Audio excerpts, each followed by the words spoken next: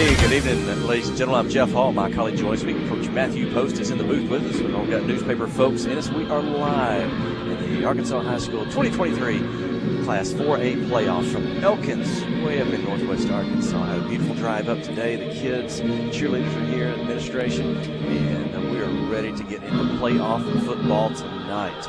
7 o'clock kickoff on the way. Glad you could be with us here on 92.1 FM, www.khpq.com, all over the world, live streaming at the KHPQ Sports on YouTube. I already had a check on that today from folks seeing where that can be, or the KHPQ Facebook page. Also, www.khpq.com, anywhere on the world on your smartphones or your tablets. So we've got folks asking where to, so get them hooked up tonight. We are ready to go. And it looks like we're going to take a quick break for a prayer and the national anthem. And when we get back, we'll get you set for the kickoff. Stay with us. You're listening to KHPQ and Clinton High School Sports. Towing and recovery is the last thing you think about until you really need it. Then you really want the best. There's only one name to call, Justin's Collision Repair Towing and Recovery.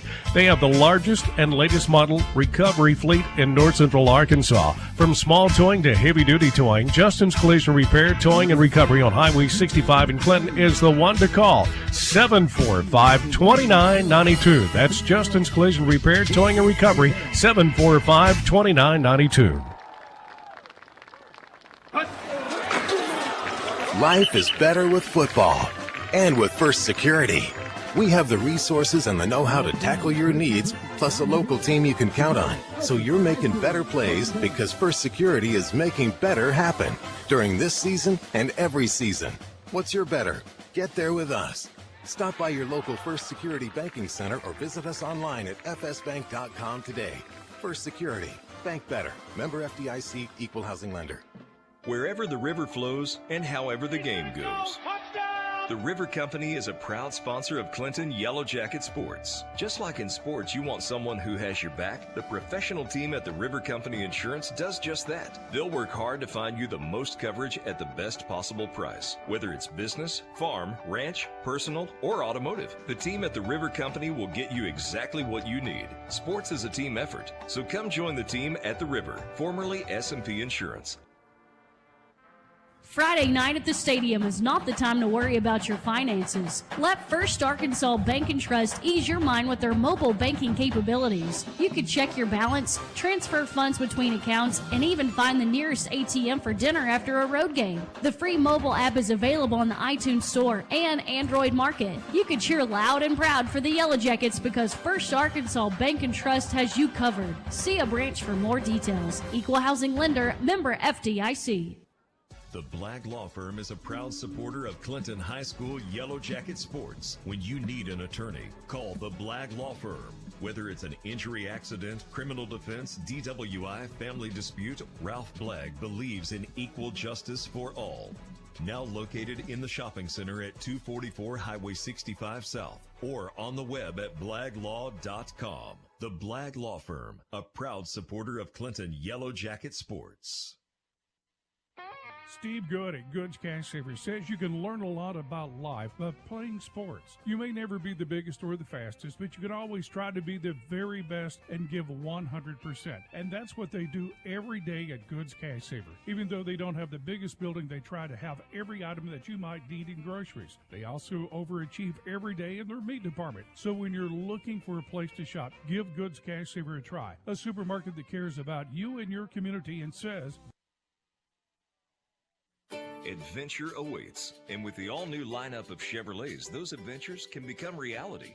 Joe Lee Chevrolet has the best lineup of cars, SUVs, and trucks ever. Why go from A to B when imagination can take you everywhere? And remember, when you need service work, Joe Lee's service department can keep your Chevrolet running like new. Make your best deal today at Joe Lee Chevrolet in Clinton. Find new roads in your new Chevy vehicle.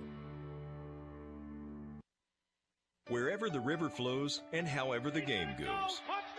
The River Company is a proud sponsor of Clinton Yellow Jacket Sports. Just like in sports, you want someone who has your back, the professional team at the River Company Insurance does just that. They'll work hard to find you the most coverage at the best possible price. Whether it's business, farm, ranch, personal, or automotive, the team at the River Company will get you exactly what you need. Sports is a team effort, so come join the team at the River, formerly S&P Insurance.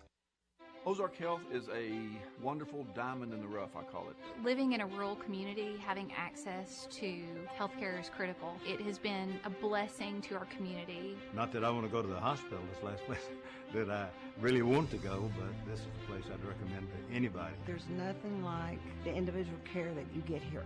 It's phenomenal. Our purpose for being here is to serve people. It fills me with pride that we're able to do that. Ozark Health, your community hospital. Steve Good at Goods Cash Saver says you can learn a lot about life by playing sports. You may never be the biggest or the fastest, but you can always try to be the very best and give 100%. And that's what they do every day at Goods Cash Saver. Even though they don't have the biggest building, they try to have every item that you might need in groceries. They also overachieve every day in their meat department. So when you're looking for a place to shop, give Goods Cash Saver a try. A supermarket that cares about you and your community and says, go Yellow Jackets. Conway Regional has been the community's hospital for more than 100 years, providing high-quality, compassionate care.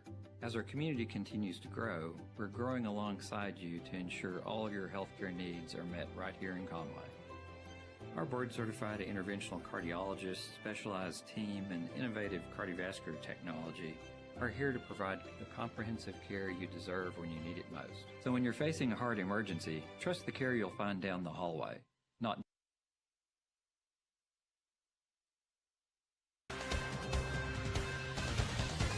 And we're just minutes away from kickoff in the playoff game tonight. Let's get Mike Holly in to get you set. Yeah, we're just moments away from kickoff here in the hills as the Yellow Jackets have traveled to Northwest Arkansas to open the Class 4A state playoffs. It's the 8th consecutive year for the Yellow Jackets to be in the playoffs. That extends a school record. Jackets have a tough foe tonight as they take on the number 2 ranked in the state of Arkansas, the Elkins Elk, ranked number 2 by the Arkansas Democrat Gazette. They come in with a record of 10 wins and no losses. They went 7-0 in conference play. Yellow Jackets come in ranked number 20 in the state of Arkansas by Hooten's Arkansas football. They had a fine regular season, went 7-3 on the year, 5-3 in conference play, and they come in as the number 5 seed from Conference 4. Christy Fran, the head coach in his 23rd season, 147 wins, 107 losses for the head coach. And Zach Watson in his second season with Elkins, 18-5 is his record. I think he's a native of Hector, Arkansas, not far from us, just over the hill. But the Jackets come in tonight. Last week, Clinton won on senior night to close out the regular season, a 45-6 win over Dover. Bryson Venable was our first Arkansas Bank and Trust player of the game. He had 4 carries for 70 yards and 2 touchdowns. Also, the sophomore Zach Cunton Gonzalez, 3 carries, 66 yards. The senior Zane Widener, 3 carries, 56 yards, and a touchdown. He has 33 touchdowns on the year, 25 on the ground. Caleb McCarver, 2 carries, the sophomore, 38 yards, and a touchdown. The Yellow Jackets had 378 yards on the ground. They led 42-0 at the half. Derek Infante, the freshman, hit all 6 of his extra points, and his cousin Armando Infante hit a 33-yard field goal in the third quarter. Last week, Elkins beat Lincoln 54-0. Senior quarterback Dizzy Dean, yep, that's his name, 18 for 24 for 187 yards passing. Senior running back Deshaun Chairs, 6 carries, 110 yards, and 5 touchdowns rushing. Wide receiver John Townsend caught 6 passes for 73 yards. And Poochie Townsend intercepted 5 passes in the last 2 weeks, got 3 last week against Lincoln. In the series is tied 1-1. Elkins came to Clinton in 2016. On October the 14th of 2016, the Elks beat Clinton at homecoming that night, 28-14. Neither team knew a whole lot about each other. They were both in the same conference. They went on for a 3-way tie between Mountain View, Elkins, and Clinton that 2016 season. 2017, the Yellow Jackets traveled here to Elkins, and they won by a score of 49-28. That was on October the 13th of 2017. The Jackets went on to regular undefeated regular season, 10-0, and a conference championship. Elkins scored on the second play of the ball game, and then the Yellow Jackets scored on 8 straight possessions, and they got out of town with a 49-28 win. And memorable thing about that night, Jeff Hall, that was Coach Christy Fran's 100th victory. We took a picture right down there to our left after the ball game with Coach DeFran. Yellow Jackets, as I said, their 8th straight playoff appearance, extending a school record. They are 9 wins, 20 losses, and this will be their 21st playoff appearance in school history. The Yellow Jackets own 10 conference championships. Their last playoff win came back in 2019 against Smackover. Elkins, this will be their 28th playoff appearance. They have 11 wins and 27 losses in their playoff history, and the Elks have 4 conference championship. Elkins won 10 games last year, went 10-2. That was their first 10-win season since 2002, and they're 10-0 this year for the first time in school history. The Yellow Jackets have 4 of those 10-0 regular seasons in their history, and so we are set for football here tonight as the Yellow Jackets take on the number 2 team in the state, the Elkins Elk, and coached by Zach Watson. And another name you'll know on the offensive side of the coaching staff for Elkins, Drew Morgan, former Arkansas Razorback, a part of this Elkins staff. They have been to the playoffs here recently, so this will be nothing new for Elkins. They beat Ashdown last year in the second round, had a first-round bye, and then lost in a wild game here last year against Nashville. And they had a huge lead early, and Nashville came back to win by a score of 63-62 right here in Elkins. They also made the second round in 2021 and 2022. And in home games played here at Elkins since 2001, the Elks are 80 wins, 49 losses, and 1 tie, 62% winning percentage at home. Common opponent, Pottsville. First game of the season, Elkins beat Pottsville 51-0. And if you remember in, was it about week number 7, the Yellow Jackets beat Pottsville. Had a big lead early. Pottsville came back late. The Yellow Jackets held on to win that one 48-41 at Jim Tumbleson Field. That's the only 2 common opponents for these 2 schools. Elkins averages 54 points a game, which is actually a little bit less than last year. But the big number is they only give up 6.4 points a game on defense, and they haven't given up a score in the last 3 games. It's been 12 quarters since somebody scored against Elkins. Let's see what the Yellow Jackets can do tonight. They beat, as I said earlier, Pottsville 51-0. A big win over Charleston 49-13. And they also beat Ozark 38-0. That's probably the 3 best teams they played this year besides the Yellow Jackets. And we are set for football here. In fact, their closest ball game this year was 21 points. That came to grab it back on September the 22nd. The last 3 games have outscored their opponents 146-0. And the Yellow Jackets, they've stormed through the run-through. The jacket there, inflatable in the corner of the end zone. The Booster Club here tonight as well. And the return team will come out on the field. Yellow Jackets will be dressed in gold pants, white jerseys, gold helmets. Elkins in all purple, trimmed in white. Glad you could be here, settle in for the next 2.5 hours, and hope to bring you a fun one here tonight. Opening round of the playoffs, and we are underway. The ball is in the air, and it's going to bound down the field. The 20, the 10 out of bounds, and we'll see where the Yellow Jackets will elect to take the football.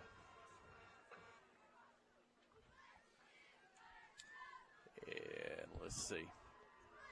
As they bring them out. See Big Creed Brown. Got to see Creed today along the trip. He's going to center the football. It'll be Brody Dufran, quarterback spot. Zane Widener at the slot. Look for Bryson Littell in the backfield, maybe along with Zach Hunt Gonzalez. Dawson Burgess at a tight end receiver spot. See Hunter Hewitt, Alec Huey. Joey Hicks is out there tonight. As I'm looking down the line. Always been a really good offensive team here at Elkins, but now they've added defense the last couple of years. See if the Yellow Jackets can move the football. Watch them on film. Very athletic, defensive front, very physical. From the 35, direct snap to Widener. He's going to pitch it in the backfield. A little bit of reverse, but can't hang on to the football. It's going to hit the turf back at the 25. Going to be covered there. Not a turnover, but end up going to be, it looks to be a 9-yard loss on that. So Yellow Jackets trying to throw a little trick there on the opening play of the ball game. Yeah, Yellow Jackets over the years have opened some of these big ball games with a trick play, and I think Brody might have looked up a little too soon ball hit his hands, hit the ground, and then luckily the Yellow Jackets got it back. Back under center. This time, drop the football. It's loose on the turf. It looks like the Elks have recovered, and that is the call, a fumble. And Elkins going to have it at the Yellow Jacket 21-yard line. I'm not sure if it's center exchange. Watching the replay, never really had the handle on it from the get-go, and Yellow Jackets got fortunate on the first one, did not so lucky on the second one. And you can't give an offense as prolific as this, like one that averages 56 points a ball game. You can't give them the ball at the 22-yard line.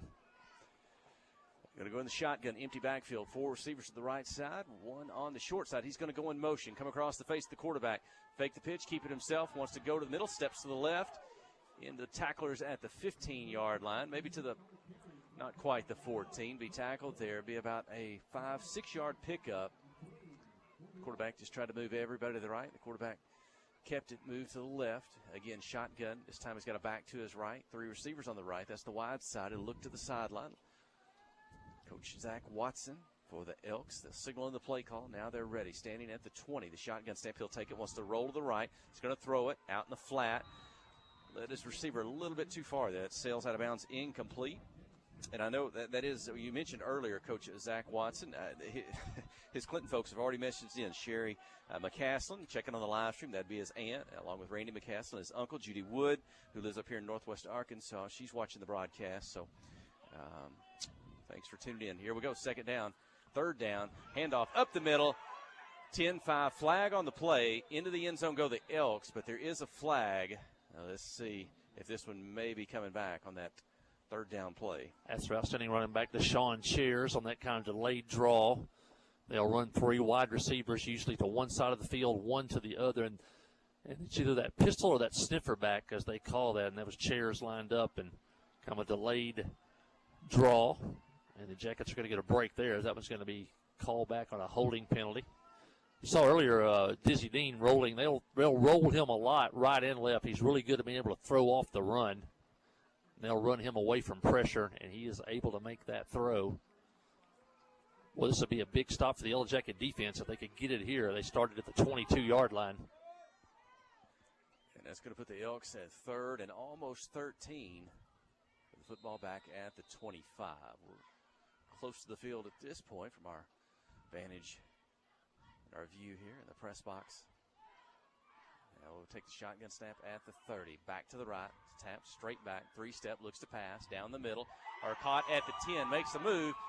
And taken out of bounds at the 7-yard line. And that will be good for an Elk first down on the throw and catch. First and goal for Elkins. Yeah, that same receiver, John Townsend. Jackets has double coverage out there, but they were giving him a little bit of cushion because of his speed. And Elkins turns it into a first down. And quickly back to the line of scrimmage. Shotgun snap. Hand it off to the belly. Stretch it to the left side. Into the end zone. Touchdown, Elkins. It comes at the 10:33 mark here in the first quarter. Elkins 6, Clinton 0. Chairs lined up. Once again, kind of zone blocking to the left. And he weaved his way into the end zone. And Elkins took over at the 22-yard line and ends up scoring. And Elkins on for the extra point attempt. I believe they've got Dawson Malice, a 10th grader, on for the kick. The snap from 3, the hold at the 10. The kick is up, and it's good. Elkins with an early lead here, 7-0 on the Yellow Jackets. Stay with us. You're listening to KHPQ in Clinton High School Sports. Adventure awaits, and with the all-new lineup of Chevrolets, those adventures can become reality. Jolie Chevrolet has the best lineup of cars, SUVs, and trucks ever. Why go from A to B when imagination can take you everywhere? And remember, when you need service work, Jolie's service department can keep your Chevrolet running like new. Make your best deal today at Jolie Chevrolet in Clinton. Find new roads in your new Chevy vehicle. FL Davis Cash Lumber, your Ace Hardware store, is a proud sponsor of Clinton Yellow Jacket Sports. FL Davis Cash Lumber can help with your electrical, plumbing, paint, tools, hardware, and flooring needs. They're a full-service hardware store and lumber yard. FL Davis can provide you with everything you need for your residential or commercial projects. The knowledgeable staff is always on hand to answer your questions. Visit FL Davis Cash Lumber, your Ace Hardware store. Same place, now Ace.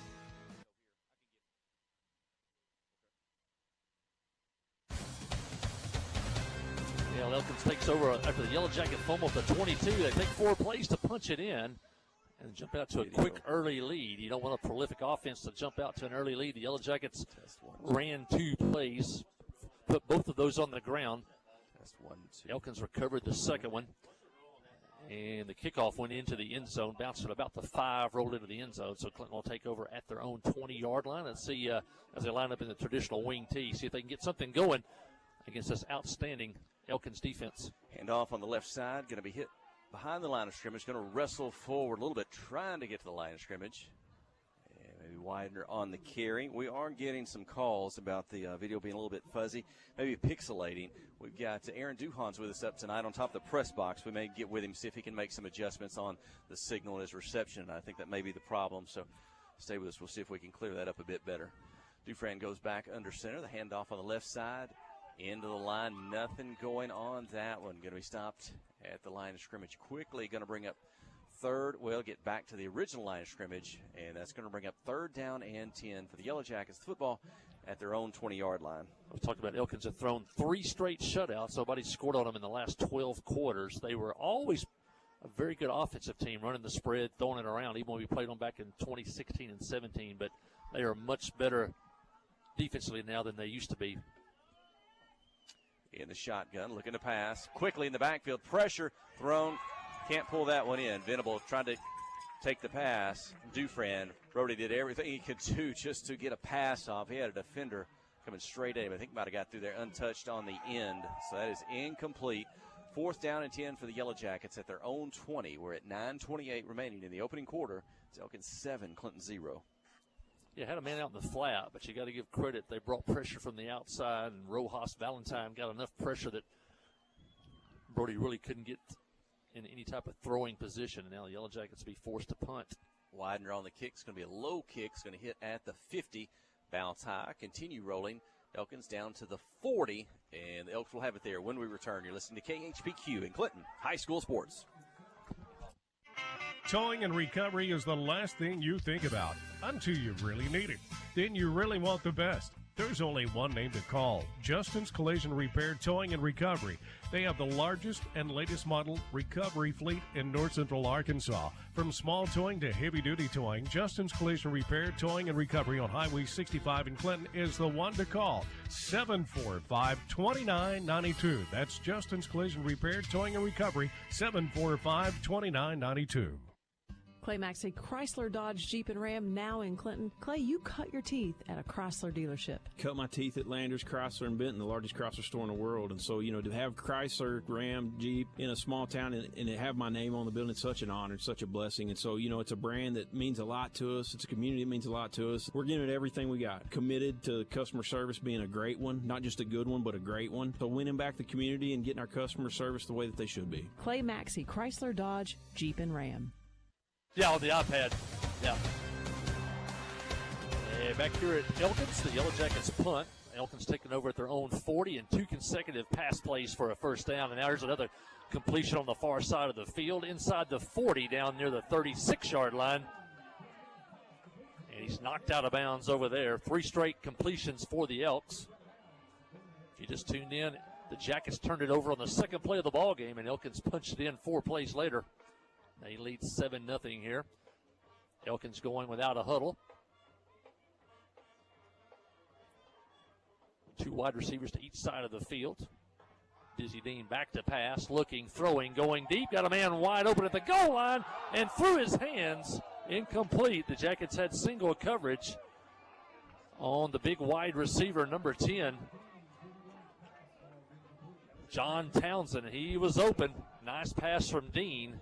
Jackets catch a break there as it went right through his hands, and Man, it reminds you of a couple of weeks ago. You wish that pass at Lamar would have been right through that young man's hands. And the third down play coming up for the Elks. The Yellow Jackets, 38-yard line, inside handoff. Good tackle. Line of scrimmage. That is Zach Hunt Gonzalez, a solo tackle at the 40. And suddenly that's going to put the Elks with a fourth down play coming up. They are on the Yellow Jacket side of the 50. And a little help by Briar Gadbury there. Good to have him back. Missed the Dover game last week, but he is back out there tonight, the sophomore linebacker for the Yellow Jackets, and a fourth down and 3. And now they go with a run set with an extra tight end. Shotgun snap. Looks like he wants to keep it. Roll to the left. Stretch. Gets to the sideline. Turns it up. Stays in bounds. The 20, the 10. Touchdown, Elkins. From the 40. Elkins on the score. The Elks 13. Yellow Jackets 0. Cheers lined up that time in a wildcat. Dizzy Dean was out. They lined him up. They had a tight end on this side, and the stiffer back was on this side. They had 2 extra blockers on the left side. They sealed off the corner, and Cheers raced down the sideline for a touchdown. He's got 2 touchdowns tonight, and Elkins looking to go up 14-0 here. And on for the extra point. Malice with it. Kick us up. This one's good as well. So Elkins 14, the Yellow Jackets 0. Well, so I'm getting mixed messages now. One that the video was pretty blurry earlier. One now that it looks good there. I know that calls from a smart TV watching on it there. So if it's any different, so we'll check. We'll get some more messages in. Kelsey can also relay us from the studio. So, but glad you could be with us here tonight in Elkins, far northwest Arkansas. We're just outside of Fayetteville on this 3-hour trip. I want to thank the Booster Club, and I think maybe some of the parents got in on it as well today. They chartered a bus for the boys. Jory Tumlinson told us it was a nice ride on the way to Elkins today, and pretty neat how that came together. Yeah, they had a nice meal at Cracker Barrel in Alma, and so it was a good reward for another good season of Yellow Jacket football. Zane Widener deep for the Yellow Jackets. I think Colton Moore maybe on the far side over there. Gonzalez up back just a bit at about the 23-yard line. They'll be kicking from the near hash. Line drive down the middle. It's going to hit inside the 5, go out of bounds inside the 5. And again, that's a penalty for the ball going out of bounds before it gets to the end zone. And look for the Yellow Jackets. Sarah Hutchins, she's watching, says she's watching on Smart TV, said it looks really good. So okay, get some good feedback there. Thank her for watching in tonight. Communications director for the Clinton Public Schools. Jackets take over at the 35-yard line. Jackets in their gold pants, white jerseys, gold helmets tonight. Second possession of the game for the Yellow Jackets at the 35 tonight. Let's see if they have about 2 yards of offense so far tonight. Inside handoff, Zach Hunt Gonzalez, and he gets back to the line of scrimmage, maybe a yard. This is probably a bunch, and the Yellow Jackets have a lineman down. I mentioned Larry Swan, I believe, is out tonight for the Yellow Jackets, that right guard. He's on crutches. I saw him coming into the locker room with his teammates for the ball game. And we have a lineman down now. I can't really see his number.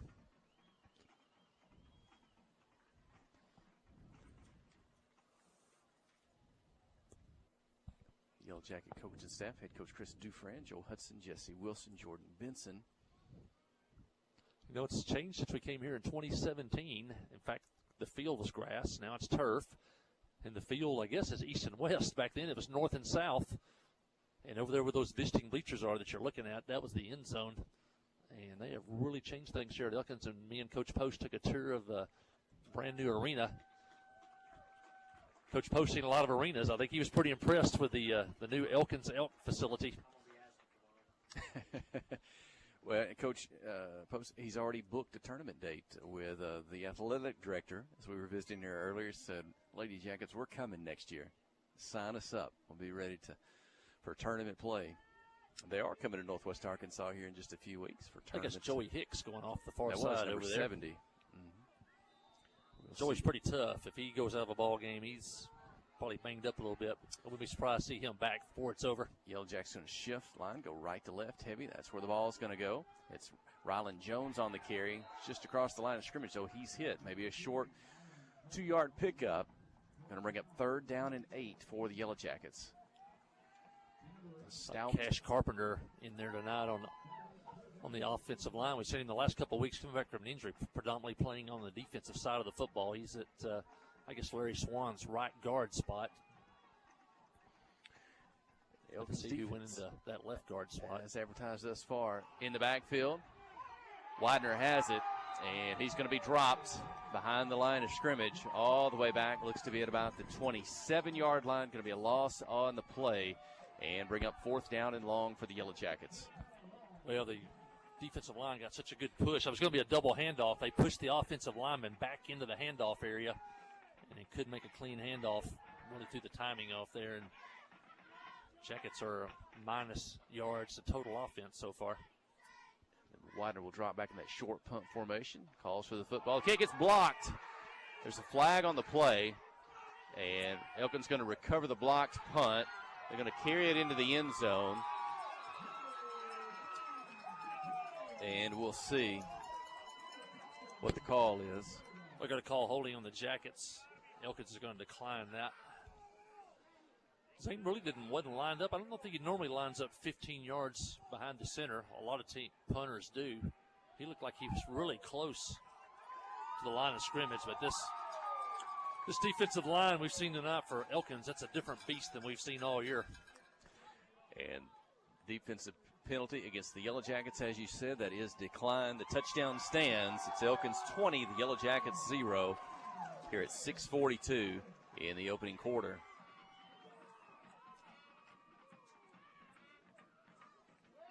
And they'll come on for the extra point attempt.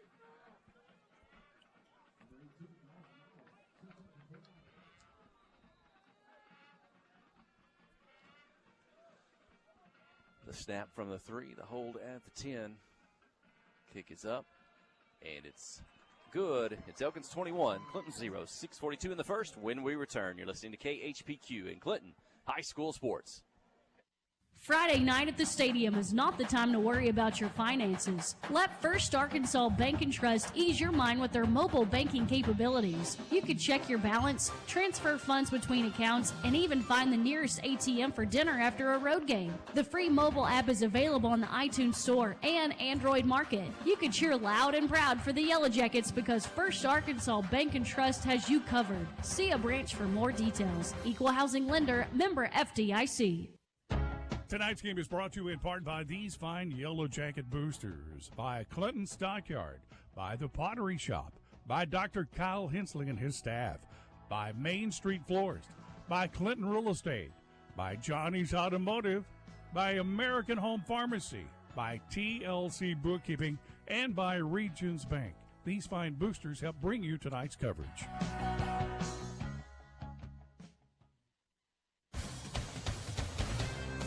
Elkins is having another touchdown after the block punt. I believe that's the first block punt of the season. A little bit of given up by the Yellow Jackets. For the Elks, going to be fielded at the 22. I think that's Hutto. Is that right? On the return? Venable. Venable, okay. I was looking for a 5 there. Is Bryson Venable, the senior for the Yellow Jackets. He'll return to the 35 for the Yellow Jacket offense. Well, offense have had a fumbled in one drive. They did have a punt, successful point on the second drive, then a blocked punt on their third drive. So this will be their 4th opportunity thus far tonight. But I think Hunter Hewitt, let's see if he moved over to left. Hunter Hewitt moved over to left guard. He normally plays right tackle. Wing T set. Handoff in the backfield. There might have been a little busted play. Widener's going to end up with it, I think, coming out of the slot. And defensive line is there, just in the backfield. I think he lost a yard on the carry. I'm not sure we got butterflies or what tonight. We've had some busted plays. We've dropped some balls on the ground so far. Very uncharacteristic of the whole season.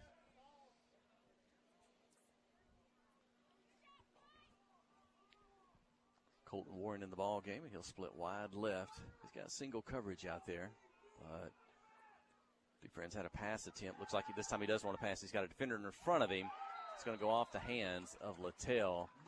Boy, Dufresne, lineman might have got through there untouched in his face. He got the pass off. Littell had a defender right on him and able to bring that in. So defense living up as advertised thus far for the Elks.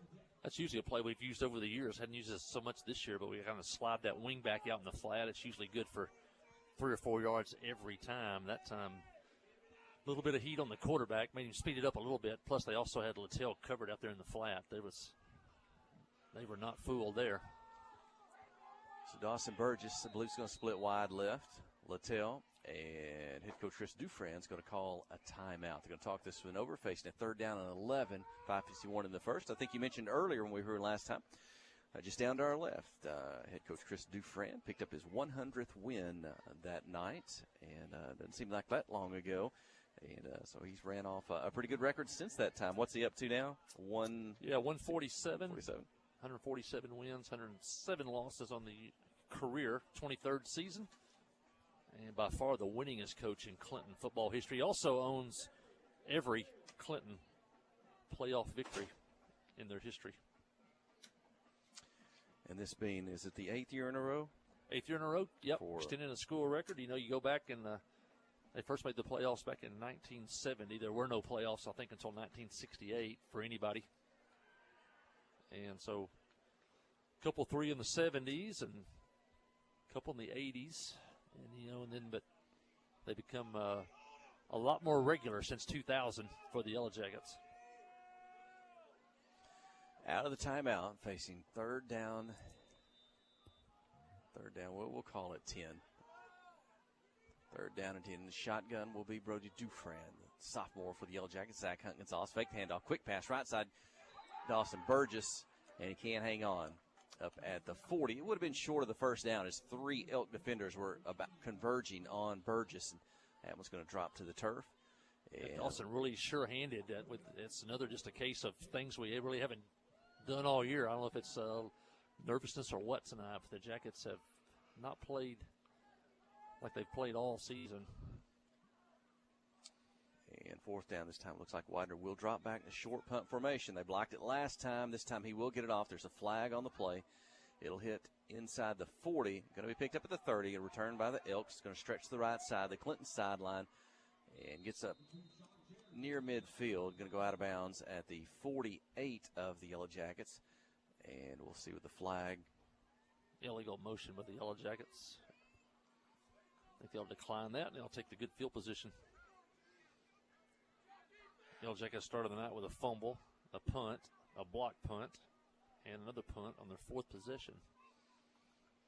5:36 in the opening quarter.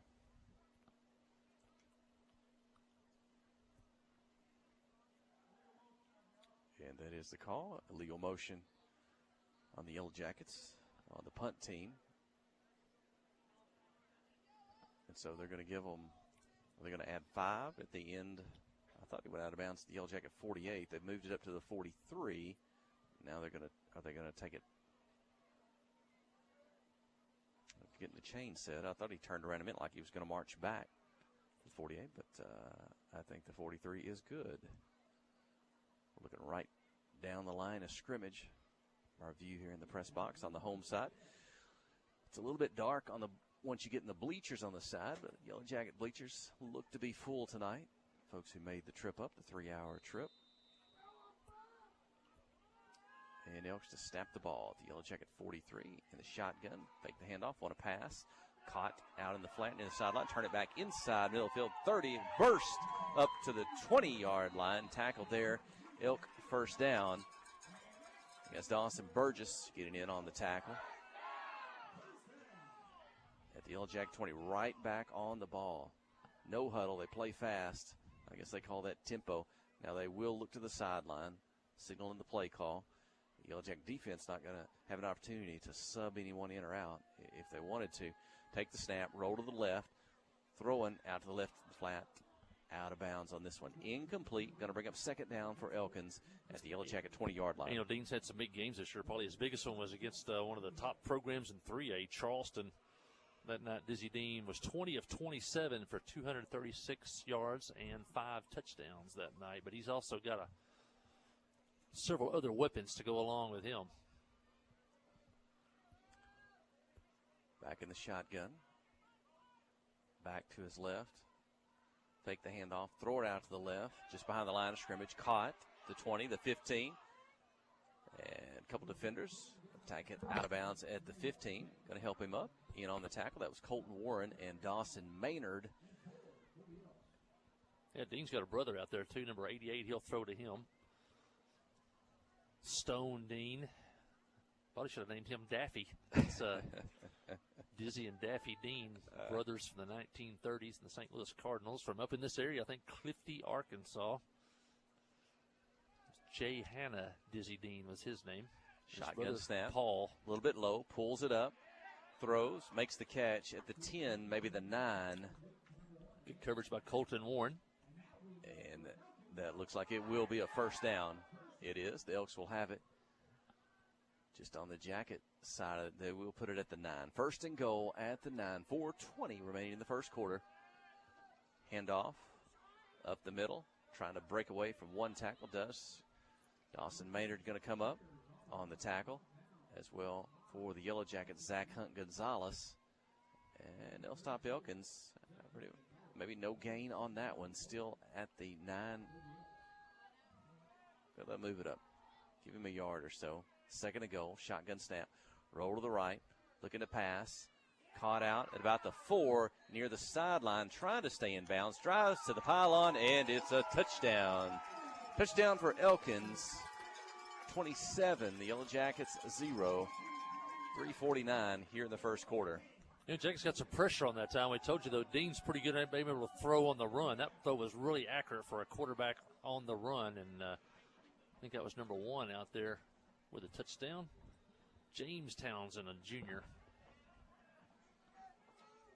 On the extra point, 3 for 3 on the night. The fourth one is up, and it's good as well. 4 for 4. That makes the score Elkins 28, the Yellow Jackets 0. 3:49 in the first when we return. You're listening to KHPQ and Clinton High School Sports. Life is better with football. And with First Security.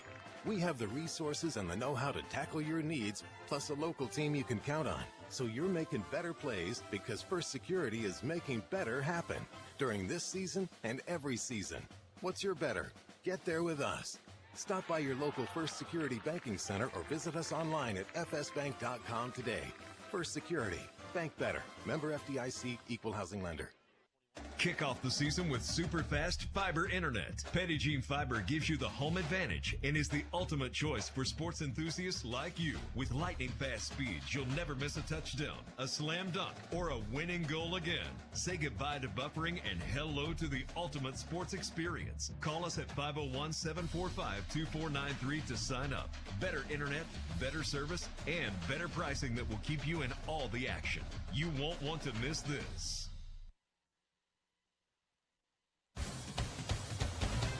Well, after the touchdown, pass from Dean to James Townsend. Elkins leads 28-0. Bryson Venable returns the kick, hit hard, and down at about the, this 18-yard line. That's where the Yellow Jackets will take over. We're still in the first quarter, and the Jackets trail 28-0. We were talking during the break. We played Arkadelphia, a highly rated team, the last 2 years in the playoffs, and I'm not sure they were near as dominant so far as this Elkins team. Widener goes in motion out of the slot. He's going to take the base from Dufresne. Gets to the end. This time he's got a little room across the 20 up to the 24, maybe the 25-yard line.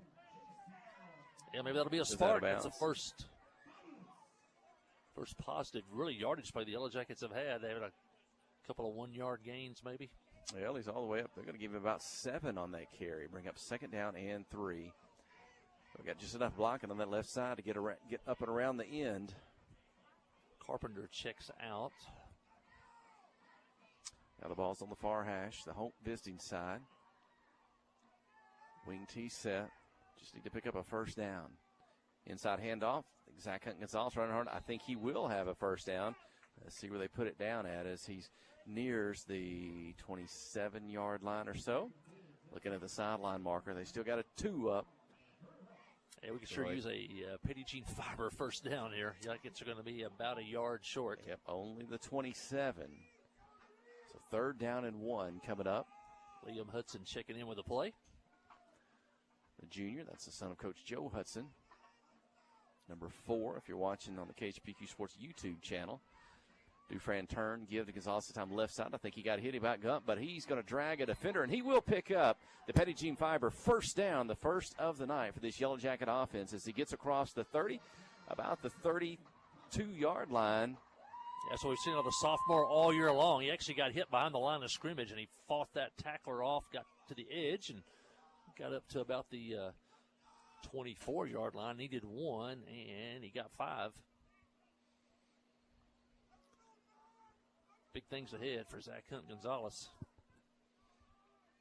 Dufresne back under center. It's big Alec Huey, number 72 on the right side. Wider takes the pitch, coming out of the slot, this time to the right side. Turns it inside, follows his blockers. He's got a seam.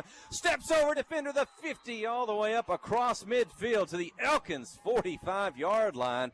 And the first big play of the night for this Yellow Jacket offense, and that's Zane Wider.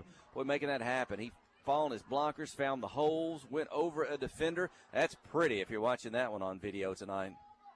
Yeah, Zane Wider gets that toss sweep. He's already at full speed when he gets it, so he uses that speed. And a good job by the Yellow Jacket blockers out there in that zone blocking scheme. A little bit of a shift down the sideline. This time they're on the near hash, just below us. Widener gets it again, this time on the left side, and he is upended, hip low. His feet came up in the air, and he'll fall forward to the line of scrimmage. Looks like he's going to be at the replay of that last play. Big block by Brayson Littell down here that really freed up Widener on the play before that. Zane coming in out, I think, with 1,410 yards on the season. At the 46 now. Second down play coming up. Widener back in the slot. Turn, inside handoff to Gonzalez. Trying to go up the middle. He's met at the line of scrimmage. And the pile is going to take him down there. No gain on the play. Bring up 3rd down and 10. Yeah, you don't want to get, I guess, a good defense get backed up in obvious passing situations. Now the Yellow Jackets facing a 3rd down and 10. I don't know, Coach Matthew Post, he's with us tonight on Stats. He was telling us during the break, going to throw the ball. Got to throw the ball. Looking for maybe a pass opportunity on this one. Got to give Dufresne some time. This time he's going to roll the right. He will throw towards the sideline. That one's going to get out of bounds. Didn't have much time as he stepped to the right. Had a defender coming up his face, so had to throw that one. Almost every potential pass play, they keep bringing pressure. That time they brought number 34 linebacker out, Mason Allen. So there's people that are probably going to be open. Yellow Jackets can kind of read that, if they can tell where that pressure is going to be coming from, somebody's going to be open in that area. And Jackets are showing like they're going to go for it here at the Elkins 46. 4th down and 10. What do you say? Not much to lose here. Trailing big in the first quarter, 41 seconds remaining before the break. Dufresne try to draw him offside. And now Clinton will take a timeout as the play clock got down to 2. And they'll talk it over, see what they want to do in this 4th and 10 play. I did think trying to run inside there. Creed Brown at center, Alec Hugh on the side. We were eating today at Cracker Barrel, and we kind of finished our meal first. Mike Holly and Philip Jones and Angela Bradford. Hey, at Cracker Barrel, they have tables of 4, so they've got the team spread out all around the restaurant. They're not all centrally together. But I did notice at the end some of the younger guys, I don't know if they were freshmen or managers, some of the little ones. I did see Creed and Alec come by. Anything that was left over, they were picking up the chicken tenders. So I think Angela told Creed, don't be eating too much. Don't get sick tonight. Thought I was thinking, Creed, no, you need to eat more. You're going to play some big boys on that defensive line. So they did have a good pregame meal to try to get ready tonight. Don't let anything go to waste. And what's the call? Coming up 4th and 10. Coming away from the sideline at the Elkins 46. Big Cash Carpenter, he's on the right side. The Yellow Jacks along with Dawson Burgess. That's where Widener's in the slot. Traditional wing tee set. Football's in the middle field. Drop back, wants to pass. Roll the live pressure. He'll get it off, cross the middle of the field. But it's going to fall short, hit the turf up at about the 37-yard line. Trying to make a diving catch was Bryson Littell to come back for the football. But, again, Brody's he's running backwards. He's got a defender at him, and you can't get a lot on the ball when you're trying to throw that with your arm in that position. That was going to. They brought a linebacker again from this outside, brought pressure. That really speeded things up. There was a receiver open, but he forced the quarterback to have to throw from a non-efficient position. That's basically the way to say it. Quickly Elkins gambled and won. With the football, handoff left side, stretch it. up near the 50. It looks like it'll end up at the Yellow Jacket 48-yard line. And about a 6-yard pickup. 2nd down and 4 coming up for the Elks. Just below our broadcast position here in the press box. And quickly, they're back on the ball. They're going to snap it, roll to the right, looking to pass. Out in the flat. Caught. 40, makes a move, beats one defender, pulls away up near the sideline, tackled out of bounds at about the 27-yard line. Let's see on the tackle for the Yellow Jackets. I think that's Zach Hunt Gonzalez. Coming out of that linebacker. So I talked to Coach Jordan Benson before the ball game how you're going to try to defend against this passing game. Here they're going to throw it again on 1st down. Quickly caught out near the sideline, making a move. Flag on the play up near the 1st down marker, out of bounds. And we'll see this one if it's coming back or not. But Coach Benson well aware, the success of this passing scheme by the Elks. Kind of talked about what they could try to do and some schemes they could have for that. They've really been playing running teams the last few weeks. They've been running a kind of a 5-2-4 kind of defense with 5 defenders. But he said, they really, the secondary, they hadn't had to play a team like this maybe all year, but they hadn't had to play a passing team in the last few weeks. So even though that's the set they've been running, we're going to have to. Some years we play almost a spread team every week of the season. We were the only team kind of running the wing tee, but in the conference we just played in, you had Harmony Grove, you had Mayflower, you had Pottsville, you had Lamar. They were all predominantly flexbone teams, run-first teams, which is pretty unusual now in Arkansas high school football. And you might say, I don't know if Bauxite played that way against everybody else, but the night they had Wimberly playing quarterback against us, he had 6 touchdowns just running from the quarterback spot, didn't he? Yeah, I remember. Pass across the middle of the field, caught. I left out Heber Springs also. They run the flex bone. And a pickup on the play, about maybe 17 on the play. So after the penalty, I think that'll leave the Elks. We'll see if that's a 3rd down play. And there, let's see. There's 0 on the game on the quarter clock, and the official says that is the end of the 1st quarter. Well, the number 1 seed, the undefeated Elkins Elks, they come on strong in the 1st quarter tonight. They lead the Yellow Jackets 28-0 here after 1. Stay with us. You're listening to KHPQ in Clinton High School Sports.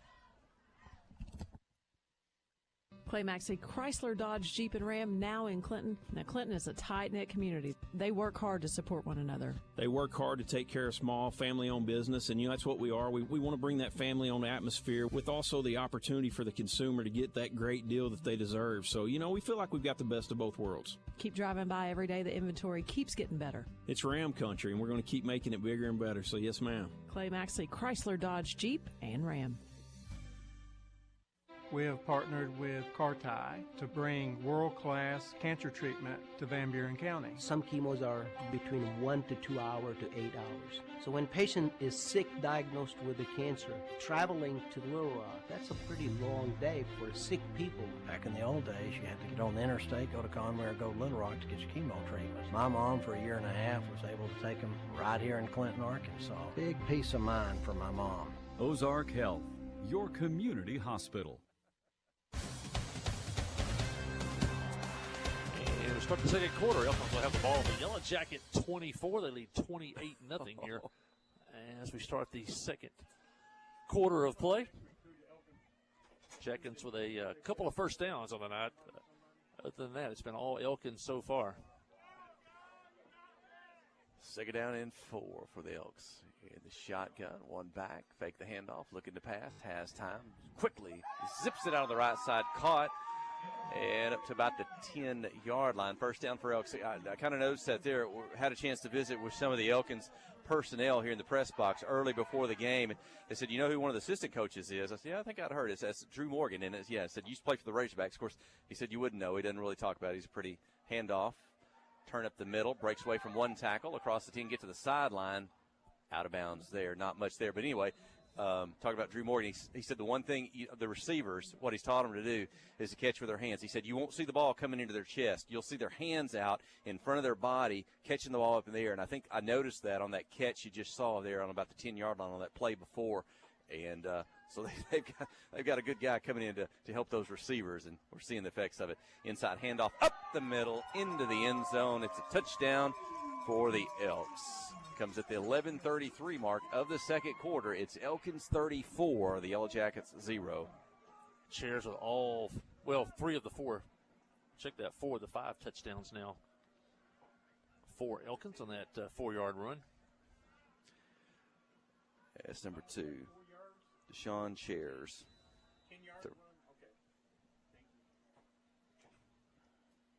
I thought he was inside the 5, guys. Kick is up, and it's good. That play before that, we tackled about the 10, the 8, I'm not sure. We'll go ahead and keep it here. The broadcast position here. And the scoreboard really not going to show it. Jackets trailing by 35-0. But if you go and look at the bracket, how close the Yellow Jackets were this year, they're almost a couple of plays away from being 9-1 on the year, finished 7-3, which is a really good season. But look at the bracket. They're the best record of any 5 seed in the playoffs. The other 5 seeds are either 5-5 or 5-4. The Yellow Jackets won 7 games this year. And there's 30 teams in the playoffs. Clinton has a better record than 15 of the 30 teams. They have the same record as several teams. And just a unfortunate matchup tonight. The Yellow Jackets letting a couple of games get away earlier in the year, dropped them all the way to number 5. But then, teams like Pottsville and Harmony Grove also had good teams, didn't even get in the playoffs. And a kick.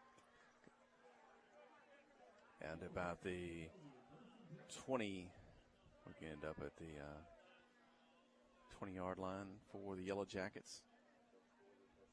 Picked up a couple first downs on that last drive that they had. Only first downs of the night against this Elk defense. They've had how many shutouts in a row coming into tonight's game? Yeah, 3 straight games, 12 quarters without a score. And I believe that's 5 shutouts so far this season. Half their games have been shutouts so far this year. And that's the big thing that jumped out to me watching them was they were so much better defensive than they were back in 2017. Widener's going to take it coming out of the slot. The pitch, he'll hurdle one defender around the end. Break tape from a tackle on a second. Up across the 30, up near the 34-yard line. And that'll be a Petty Jean first down on the carry by Widener. Great run by Widener. Stretch play to the right. He's in motion when he gets that toss sweep. He jumped a tackler at about the 25-yard line and then carried a couple of tacklers all the way out to the 35. And that showed what we've seen by Zane Widener for the last 6 years, the ability to strength, power, and speed. Now the Yellow Jackets going to the shotgun. Spread 2 receivers to the left, a little bit of motion. They're going to throw it back to the right. Kind of try to get a screen, get behind the blockers. The catch is made up to the 40-yard line. Yeah, good play. Moved Venable to the left, trying to show some counter action to the left side, and then throwing it back to the right and a kind of a bubble screen to Burgess, and the Jackets pick up 4 yards on first down. A well-designed play by Coach Dufran.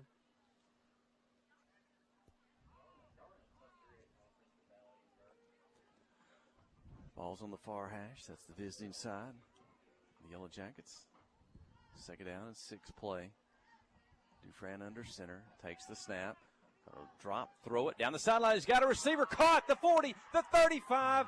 Touchdown saving tackle up at the 22-yard line. The catch by Widener. And the biggest throw and catch of the night. Petty Jean first down. Throw right on the money by Widener. They faked the bubble that time. Widener lined up in the slot. Great play call by Coach Dufran. The pass was right on the money by the sophomore, but they ran the same exact play where Burgess is going to roll in for the bubble. They faked it, and Widener lined up in the slot, then rolled kind of in a wheel play to the outside. Man coverage, wide open, first down Jackets. Inside handoff, met at the line of scrimmage, dropped there, no gain on the carry up the middle. 2nd down coming up. I think that was Zach Gonzalez, I believe. Talking to Coach Post here. Or Venable. Public address announcer says Venable. We can hear that a little bit, not too loud here in the press box. Back under center is Dufran. Handoff out of the slot. Widener going right to left to the 25, just across. 3rd and long for the Yellow Jackets. 3rd and almost 10.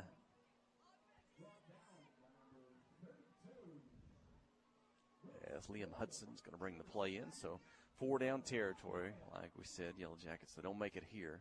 They'll go for it on the 4th down play, but at the Elkins, just across the 25. They're going to shift right. Turn, that's where the ball is going to go. It's Rylan Jones, starts right, turns it up inside, stays low. He's going to dive forward. Helmet gets near the 20, but they'll probably mark that at about the 21. We'll call it a pickup of 4 on the carry. Good So cut 4th by down the and 6 coming up for the Yellow Jackets. Good cut by the Elkins, sophomore. 21. He sprung that to the outside. He might not have had much, but that good sharp cut. And he picks up 4 yards, gives Jackets a chance on 4th down and 6. Now he'll line up in the slot with trips to the left.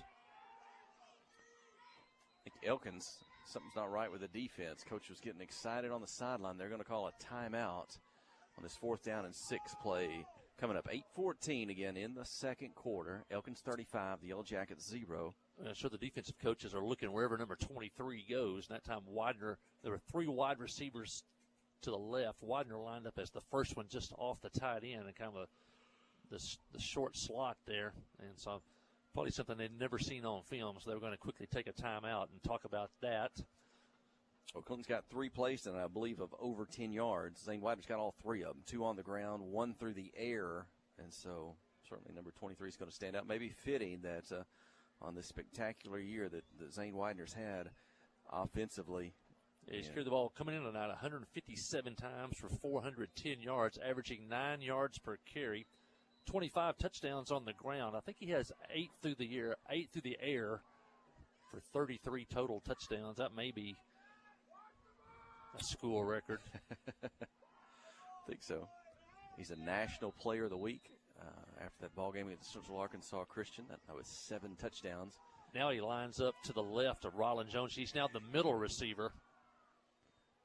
And pass going to go, slant across the middle, caught by Widener, up across the 10, maybe the 8-yard line. And that should be good for a Petit Jean Fiber first down. Going to be 1st and goal for the Yellow Jackets just across the 10. Good little twist in the play call. Rylan lined up this time off the tight end, and then Zane's lined up the middle receiver on this right side. There were 3 receivers, so he moved him over just a little bit, and then he ran kind of a slant. He was open, and Brody put the ball up high where only he could catch it, and the Yellow Jackets have a first down and threatening here in the second quarter. Elkins has gone 13 quarters in a row without giving up a point. The Jackets are threatening. Rylan Jones gets to the right side and going to get stuffed over there. And defensive penetration that time by Elkins forced the line back into Rylan. Lost a yard back to the 11. It'll be 2nd and goal from there for the Yellow Jackets. Looking to get into the end zone for the first time tonight. Dufresne's going to go to the shotgun. 3 receivers on the left. That's the wide side. 1 on the right. Bryson Minimal going to stay to block. Caught up at this 5. Breaks free from a tackle into the end zone. Touchdown. Widener on the catch. The throw from Dufresne. It comes from the 11-yard line. And Clinton is on the scoreboard. Elkins 35. The Yellow Jackets 6. An extra point to come. Yeah, this time he lined up once again off the shoulder of the tight end instead of cutting across the middle. He faded to the left toward the flag, gave him a little bit different look, and Brody put the pass right on the money. And then Zane shook off a defender and got into the end zone for a 12-yard touchdown catch, and the Jackets are on the board. An Elkins streak of 13 straight quarters without a point comes to an end. Derek Infante with the extra point. It's good. It's 35-7. 7 minutes in the second quarter when we return. You're listening to KHPQ and Clinton High School Sports. Friday night at the stadium is not the time to worry about your finances. Let First Arkansas Bank and Trust ease your mind with their mobile banking capabilities. You can check your balance, transfer funds between accounts, and even find the nearest ATM for dinner after a road game. The free mobile app is available on the iTunes Store and Android Market. You can cheer loud and proud for the Yellow Jackets because First Arkansas Bank and Trust has you covered. See a branch for more details. Equal housing lender, member FDIC. Conroe Regional has been the community's hospital for 100 years, providing high-quality, compassionate care. As our community continues to grow, We're growing alongside you to ensure all your healthcare needs are met right here in Conway. When your family needs emergency care, you can trust our board-certified providers to provide you with the comprehensive care you deserve when you need it most. When you're facing an emergency, trust the care you'll find down the hallway, not down the highway.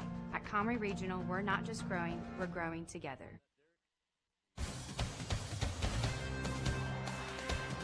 And the Yellow Jackets get on the board on a pass from Dufran to Widener, and there's an onside kick. Oh, and a good coverage by the Elks. As Infante, he's running down, following the football. I think he's ready to cover that one at about the 10 yards if it makes it there, but we've got an Elks step up. He'll field that at the 8. And I've been asking about that before. Sometimes on these onside kicks, they'll say, well, can the return team, can they touch it before it gets to the 10-yard line? Yes, they can come up and cover the football. What you don't like to see sometimes is they just wait back behind that 10, wait for it to come. The offense of the kick team, they got a full head of steam. They're coming to the ball ready to hit you or dive on it. So that was a smart play by the Elks there. They knew what to do, get up, get that football 8 yards deep. Throw and catch quickly out on the right side to the sideline and all the way up to the Yellow Jackets, maybe the 37-yard line. First down for Elkins quickly. Again, they play fast. They're ready to get on the ball.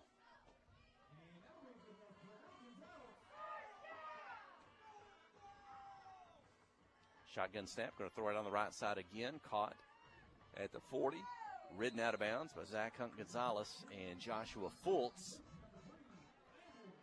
Yeah, that's chairs. Those are just quick out. We said that before. Those are basically running plays.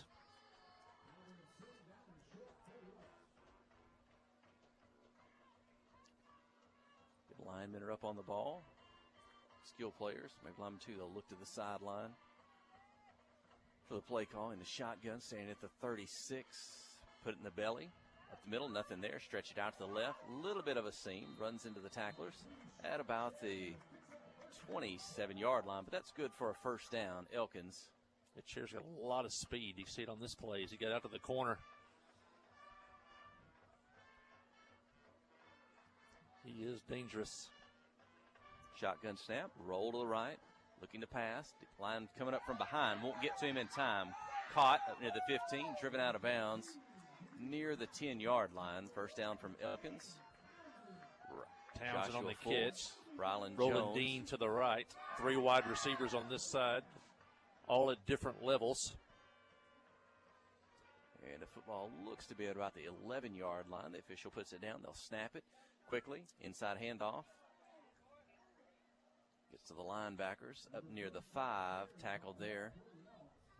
Joshua Fultz going to come in again. Get in on that one a little bit. They try to spread you out with the 4 receivers. Give running room for chairs. He's already scored 4 times tonight. Sometimes they use that sniffer back of that other running back up close to the tackle. Not on this play. Going to go with 4 wide receivers. Now he comes in that position just off the left tackle.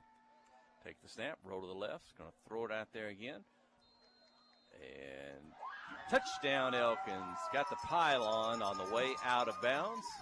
And that's good for the score.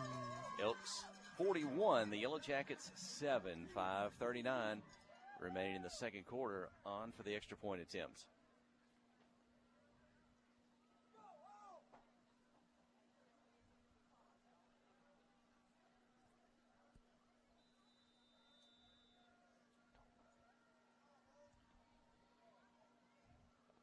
Two touchdowns for Townsend, 4 for Chairs.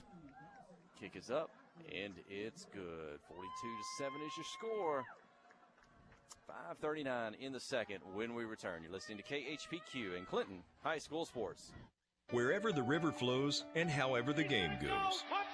The River Company is a proud sponsor of Clinton Yellow Jacket Sports. Just like in sports, you want someone who has your back. The professional team at the River Company Insurance does just that. They'll work hard to find you the most coverage at the best possible price. Whether it's business, farm, ranch, personal, or automotive, the team at the River Company will get you exactly what you need. Sports is a team effort, so come join the team at the River, formerly S&P Insurance. Kick off the season with super fast fiber internet. Petit Fiber gives you the home advantage and is the ultimate choice for sports enthusiasts like you. With lightning fast speeds, you'll never miss a touchdown, a slam dunk, or a winning goal again. Say goodbye to buffering and hello to the ultimate sports experience. Call us at 501-745-2493 to sign up. Better internet, better service, and better pricing that will keep you in all the action. You won't want to miss this. And a good kick return by Widener. Back out to the 25 and just came within a tackle or so of maybe breaking that one. Jackets take over the 25. They went 80 yards on their last possession to score. They trailed, though, 42-7 here in the second quarter. First round of the 4A state playoffs. Yellow Jackets scored on the previous opportunity. Let's see if they can get the ball down the field here. Handoff. The left side up to the 30-yard line. A 5-yard pickup on the carry. Yeah, sophomore Caleb McCarver in. First carry of the night. There's a sophomore for the Yellow Jackets.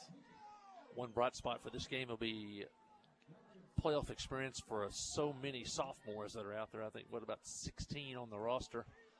Also a host of ninth graders suited up tonight. So invaluable playoff experience for these young players. I think the Elks, they've substituted in some of their players here on defensive side of the football. Looking to pass is Dufresne, and it's caught. Is that Bryston Venable on the catch? To the 30, the 35, up near the 40, the 39. Yeah, I see that's good for a Petit Fiber first down. I see the big receiver. He's still out there in the secondary, number 10. Also big number 77 out there, the left tackle, Wyatt Stevens. He's out there. He's only a sophomore.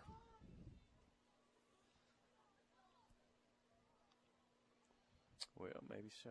I thought it looked like a different crew, but that may still be their crew that started the ball game. Here we go on the first down play. On the right side, Widener with it, run by tacklers, the 40, the 35, the sideline, the 30. One defender, Zane stay in bounds all the way up to the 18-yard line. Widener on the carry. He's going to go for, what is that, plus 35 on that one.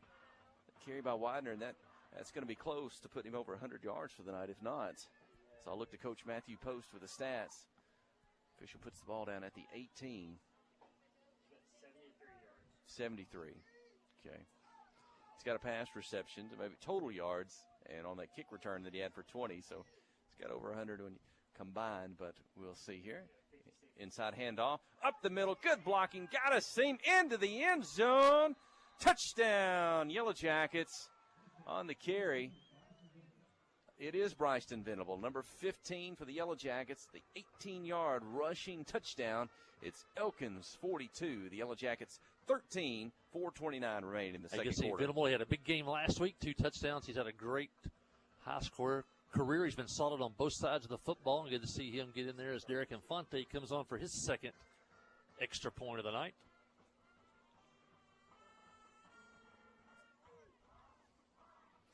Derek Infante, the ninth grader, on for the kick. It's up, and it's good. And it's going to be a rough in the kicker on that also. Infante was knocked to the ground. Take you a minute to. Now we do have a backup kicker. If Armando is dressed out tonight, his cousin Armando Infante, but hopefully we'll see kicking duties from both of them tonight. Let's go ahead and take a break. Stay with us. You're listening to KHPQ and Clinton High School Sports. Steve Good at Goods Cash Savers says you can learn a lot about life by playing sports. You may never be the biggest or the fastest, but you can always try to be the very best and give 100%. And that's what they do every day at Goods Cash Saver. Even though they don't have the biggest building, they try to have every item that you might need in groceries. They also overachieve every day in their meat department. So when you're looking for a place to shop, give Goods Cash Saver a try. A supermarket that cares about you and your community and says, go Yellow Jackets. FL Davis Cash Lumber, your Ace Hardware store, is a proud sponsor of Clinton Yellow Jacket Sports. FL Davis Cash Lumber can help with your electrical, plumbing, paint, tools, hardware, and flooring needs. They're a full-service hardware store and lumber yard. FL Davis can provide you with everything you need for your residential or commercial projects. The knowledgeable staff is always on hand to answer your questions. Visit FL Davis Cash Lumber, your Ace Hardware store. Same place, now Ace. Will believe will be another onside kick. Armando Infante, he will kick. And again, Elkins will come up and cover. They're not going to wait on that one. They'll get it about 8 yards down from the kick after the 15-yard penalty. That was kicked from the Elkins 45. It looks like they're going to cover it at about the 38-yard line. The Elks will have it there with 4:29 here remaining in the second quarter. And, we don't play on turf. The ball really bounces on the turf. They've had our 2 onside kicks have been really kind of like Sunday hops, they say in baseball, a really easy hop to catch. Shotgun snap, roll to the left, and got a bounce pass for that at the 42. That's incomplete. And the Yellow Jackets brought pressure that time. Briar Gadbury blitzing in from a linebacker spot, and Dean had to throw that one a little quicker than he wanted to, and incomplete pass out in the flat. And back-to-back possessions by the Jackets. They go 80 and 75 yards for touchdowns. I remember a game down in Junction City when the Jackets trailed 33-6 midway through the third quarter and came back to take the lead in that one. And there goes Chairs. Handoff, 40-35 up to midfield. Still trying to break free from tacklers. To the Yellow Jackets 47. That's Deshaun Chairs, the senior running back.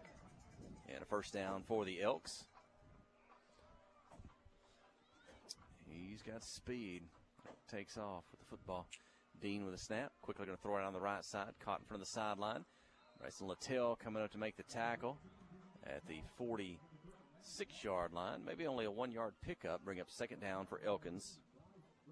Yeah, you used that several times tonight. Littell was right on top of that one to make the tackle after only a yard.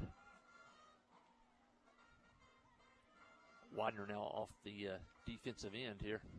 Going to throw it over the left side this time. Caught. Gets to the sideline. Up near the first down marker at about the 37-36-yard line. See where he went out of bounds, what the call is. That time they use the wide side of the field, and 2 receivers go down the field, and the outside receiver stays home.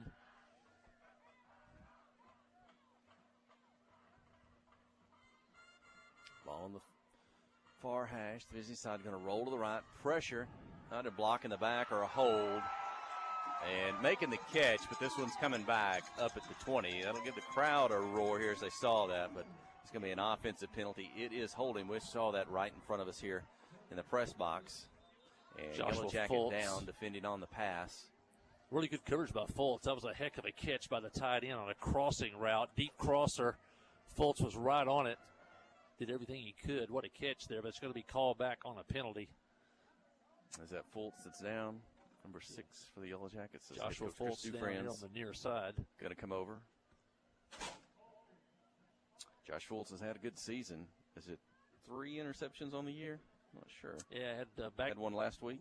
And one at Lamar. He had back-to-back weeks with interceptions.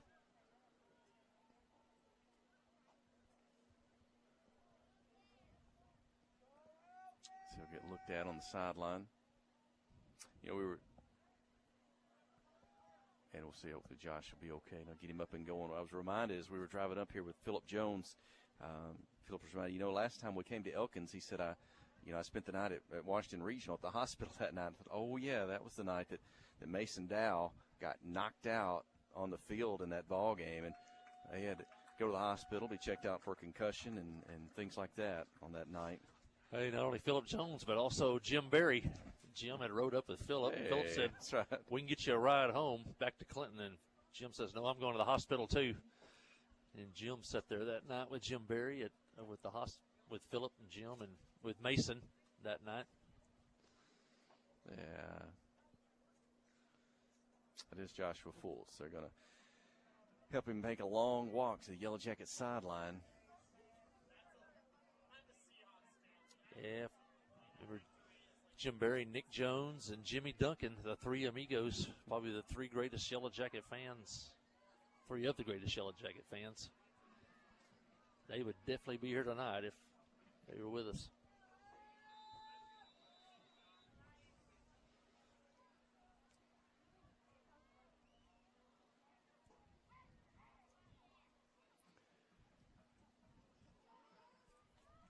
And after the penalty, it's going to back Elkins up. Not quite 15 yards, but it's going to be first down and maybe a little over 20 to go. Caught on the left side and out of bounds as Chairs on the catch. He'll get it back to the Yellow Jacket up near the 40, 41. Good play ball call by Watson, the draw play there, trying to just maybe pick up half of it.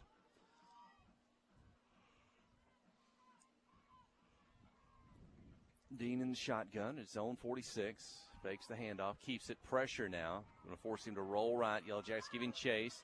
Going to run with the football, and he's ridden down by Dawson Burgess. And there's going to be a flag on this one at the 39. That may be a defensive penalty on the tackle by the Yellow Jackets. I don't know about that. Quarterback was running. He's fair game. Burgess ran him down from behind. They may call a horse collar or something here, but sure looked like he had him up on the shoulder pads. The officials talk it over. The Yellow Jacket 39. 2:53 in the second quarter. Clinton trailing 42-14. It's a different story if the quarterback's going to slide and get down, but he was still running. And they've not. Okay, it's going to be I think that's a personal foul signal. They're going to call that a face mask. I'm going to say maybe a face mask. We couldn't really see it from here, but I didn't really think it was going to be a horse collar. It must have. Maybe it was a hand in front of the face that we couldn't see from our vantage point on the tackle. So it's first down for Elkins. The football is at the Yellow Jacket. What'd you say? The 24-yard line. The game clock running at 2:40. Empty backfield. One receiver on the right, 4 on the left. Looking to pass. Coming back across the middle. Caught. Going to be wrestled down at about the 8-yard line. First and goal coming up for Elkins. And that's Dawson Maynard on the tackle for the Yellow Jackets. Jackets kind of playing a zone defense, and they found the hole in the zone there. Maynard did a good job to come up and quickly make the tackle. Inside handoff into the end zone. And touchdown Elkins from the 8. It's going to make the score the Elks 48, Clinton 14. Extra point to come.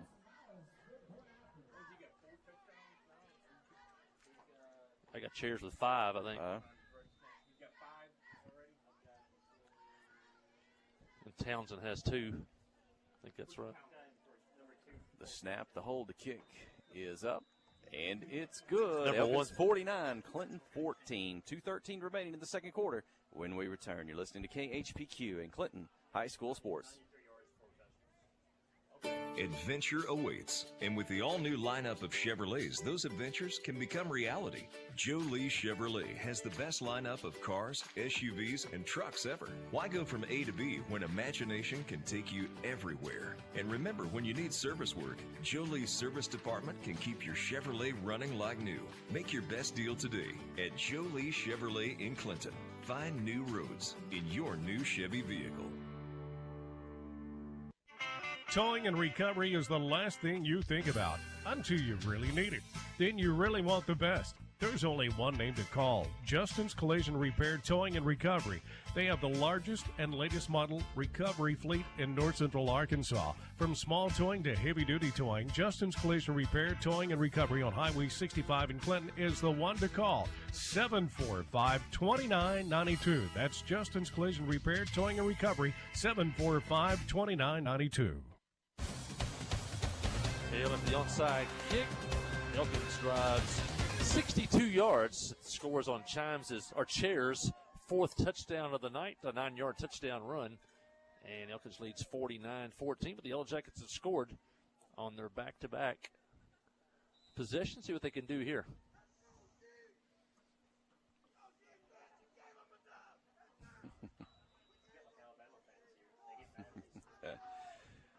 .207.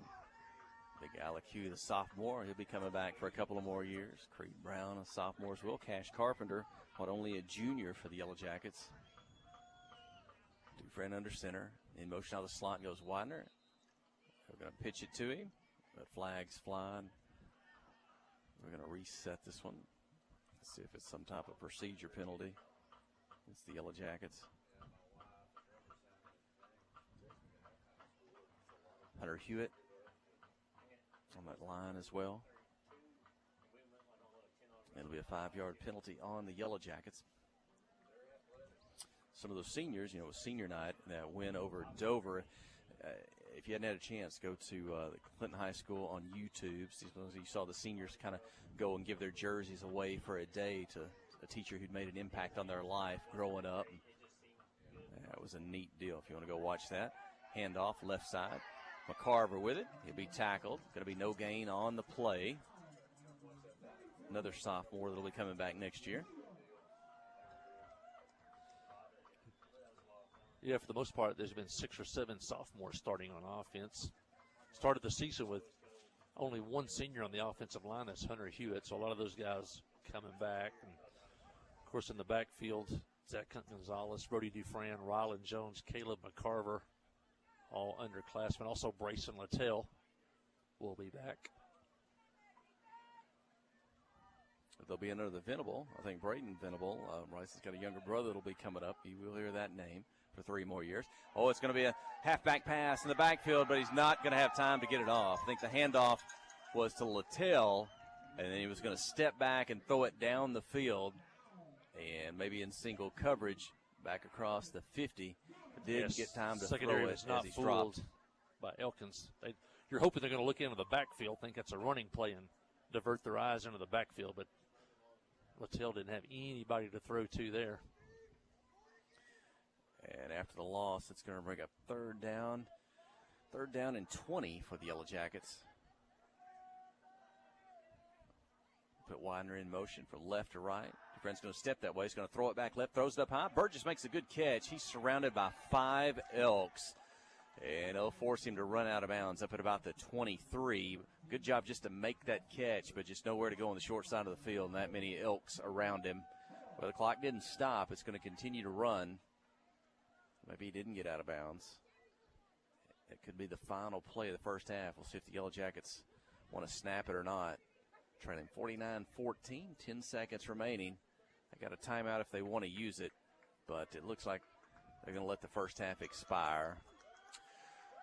Well, the number 5 seed taking on the number 1 undefeated Elks tonight, and Elkins at home. They've lived up to the billing, looked as good as what we saw on video this week, and they're up 49-14 on the Yellow Jackets here at the half. We'll take a break. Stay with us. You're listening to KHPQ and Clinton High School Sports.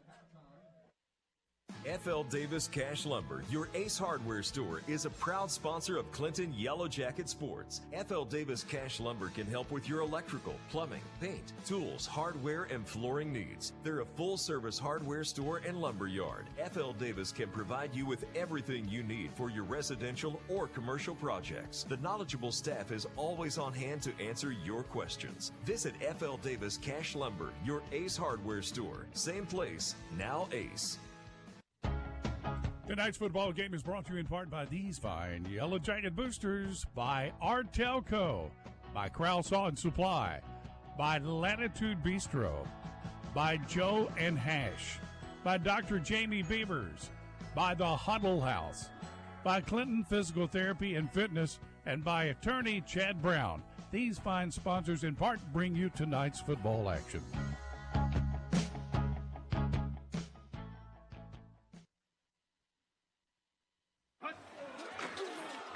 Life is better with football. And with First Security. We have the resources and the know-how to tackle your needs, plus a local team you can count on. So you're making better plays because First Security is making better happen during this season and every season. What's your better? Get there with us. Stop by your local First Security Banking Center or visit us online at fsbank.com today. First Security. Bank better. Member FDIC, Equal Housing Lender. The Black Law Firm is a proud supporter of Clinton High School Yellow Jacket Sports. When you need an attorney, call the Black Law Firm. Whether it's an injury accident, criminal defense, DWI, family dispute, Ralph Blagg believes in equal justice for all.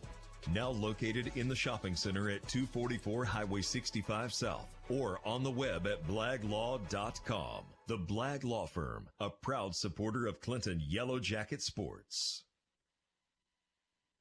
Clay Maxey, Chrysler, Dodge, Jeep, and Ram, now in Clinton. Clay, you cut your teeth at a Chrysler dealership. Cut my teeth at Landers, Chrysler, and Benton, the largest Chrysler store in the world. And so, to have Chrysler, Ram, Jeep in a small town and to have my name on the building, it's such an honor, it's such a blessing. And so, it's a brand that means a lot to us. It's a community that means a lot to us. We're giving it everything we got. Committed to customer service being a great one, not just a good one, but a great one. So winning back the community and getting our customer service the way that they should be. Clay Maxey, Chrysler, Dodge, Jeep, and Ram.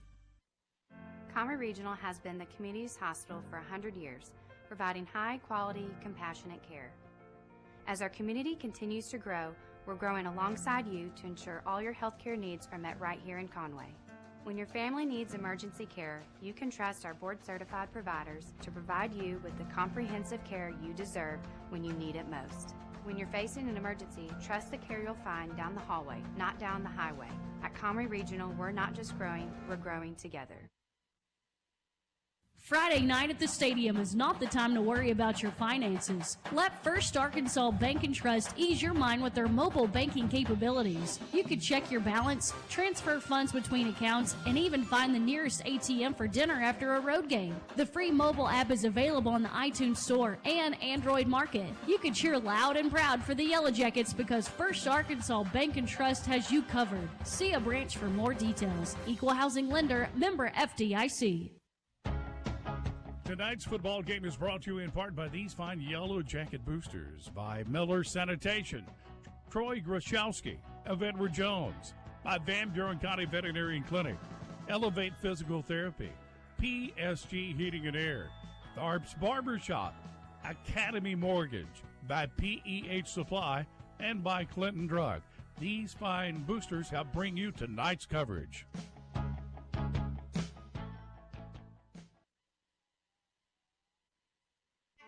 Towing and recovery is the last thing you think about until you really need it. Then you really want the best. There's only one name to call: Justin's Collision Repair Towing and Recovery.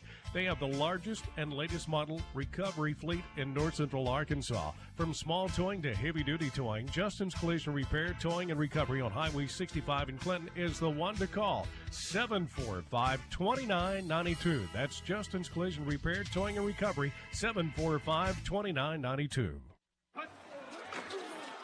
Life is better with football and with First Security. We have the resources and the know-how to tackle your needs, plus a local team you can count on. So you're making better plays because First Security is making better happen during this season and every season. What's your better? Get there with us. Stop by your local First Security Banking Center or visit us online at fsbank.com today. First Security. Bank better. Member FDIC, Equal Housing Lender.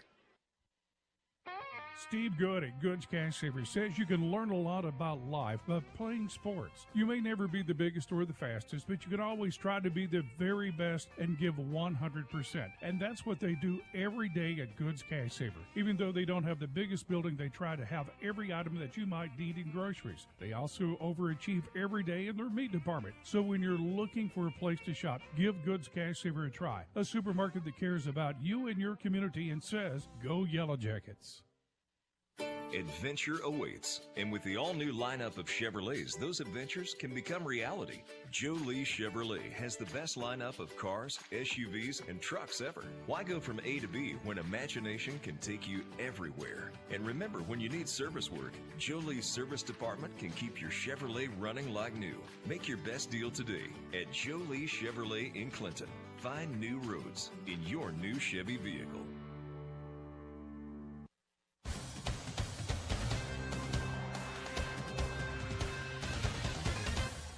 At halftime here at Elkins, again, the Elks leading 49-14 over the Yellow Jackets as the Elkins band performs out below us here from the press box. Coach Matthew Post stepped away for just a moment. We may get him back in, talk a little basketball before we finish off the halftime break. There's been a lot going on this week. Matter of fact, last night was in Valley Springs. Tonight here in Elkins. Junior highs played this week. I think we got a junior high championship for one of the squads. Girls have done well this week. Junior, senior boys and girls are going to get in action next week in tournament play.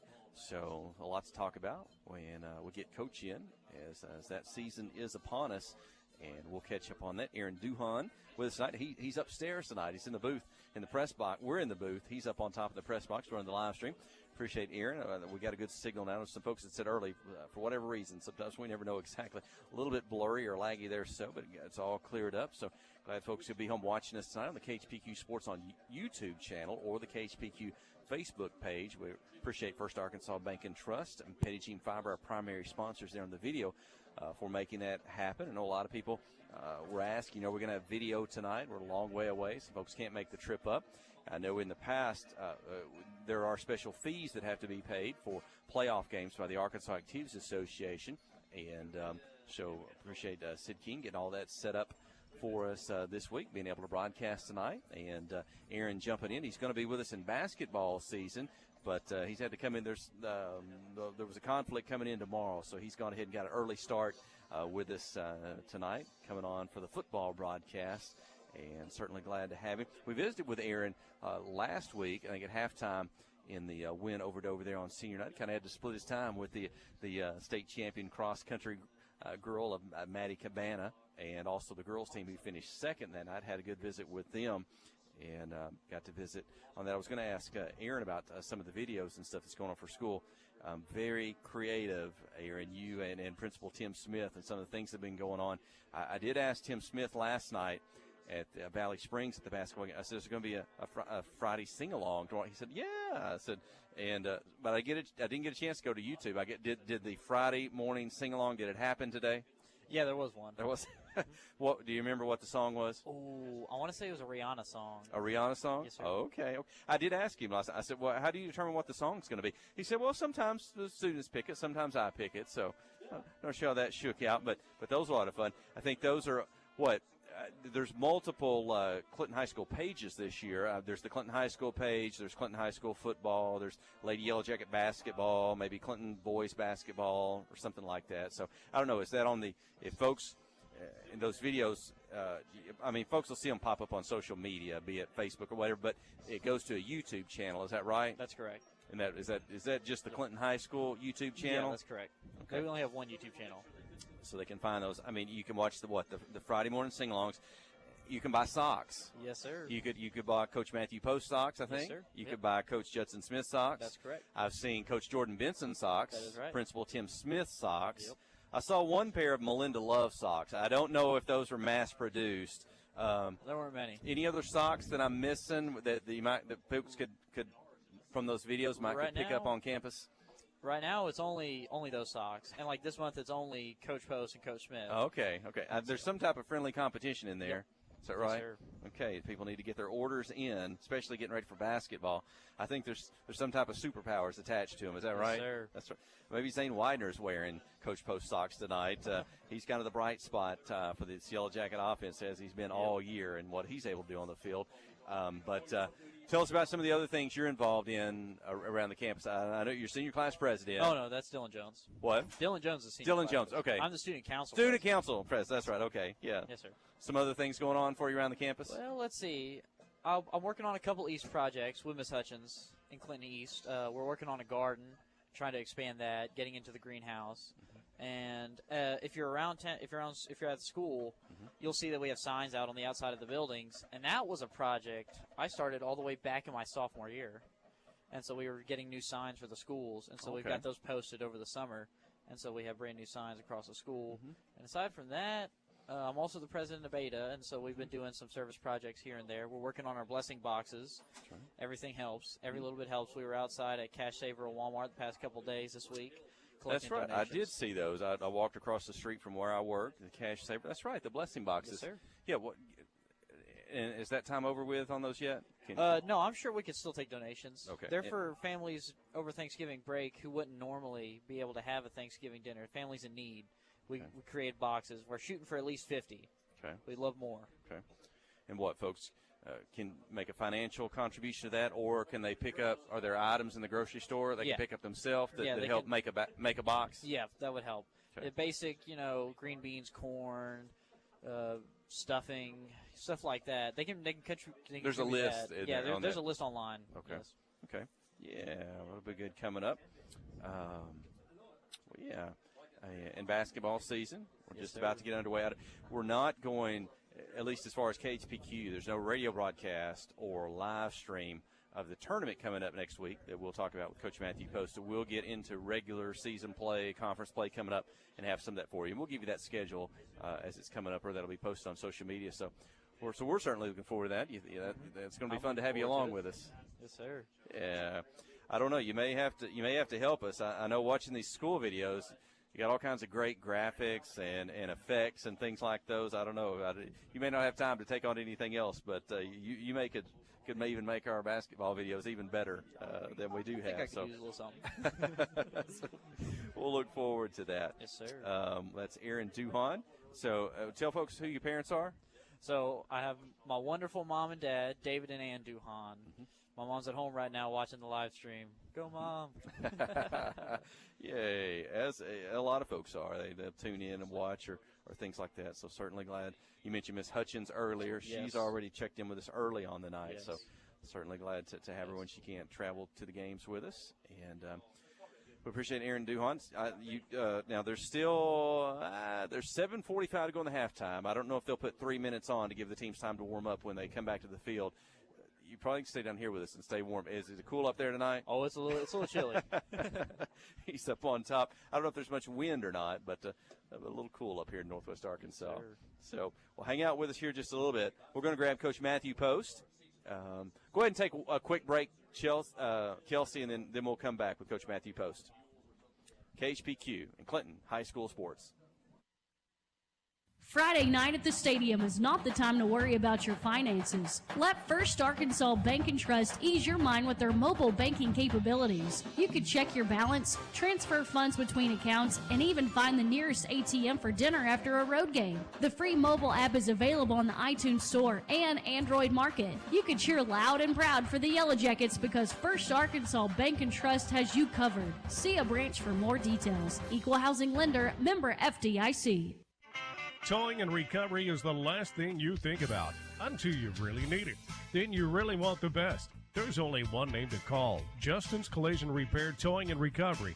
They have the largest and latest model recovery fleet in North Central Arkansas. From small towing to heavy-duty towing, Justin's Collision Repair Towing and Recovery on Highway 65 in Clinton is the one to call, 745-2992. That's Justin's Collision Repair Towing and Recovery, 745-2992.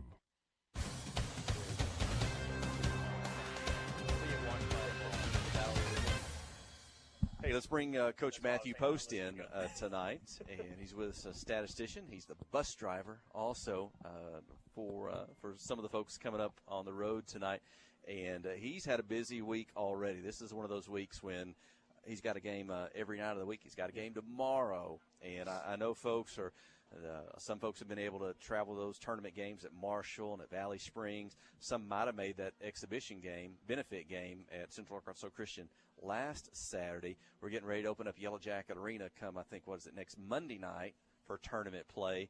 So a lot going on the basketball side of things with you and Coach Judson Smith and the girls and the boys program. But welcome, Coach Matthew Post. Yeah. And in the time we've got here, tell us about what's been going on this week already. It's been a busy week. I want to touch on Coach Smith and our junior boys. They went 3-0 and won the junior high tournament at Marshall this week. And really proud of those guys and all the work they put in. They had a really good week. Our high school season started on Tuesday, and we beat Valley Springs by 7, and we played really well. And we lost to Rogers Heritage last night by 10. But playing tough games early in the season is only going to make us better. And we learned a lot last night. We learned a lot Tuesday night. And if we're learning stuff in the first week of the season, that's really going to help us come early December, then mid-January, February, which is, when you win championships. No one wins a championship in November. So we're going to learn right now. We're going to keep getting better, then hopefully go to another conference regional and make a run at state championship. Well, no, Coach.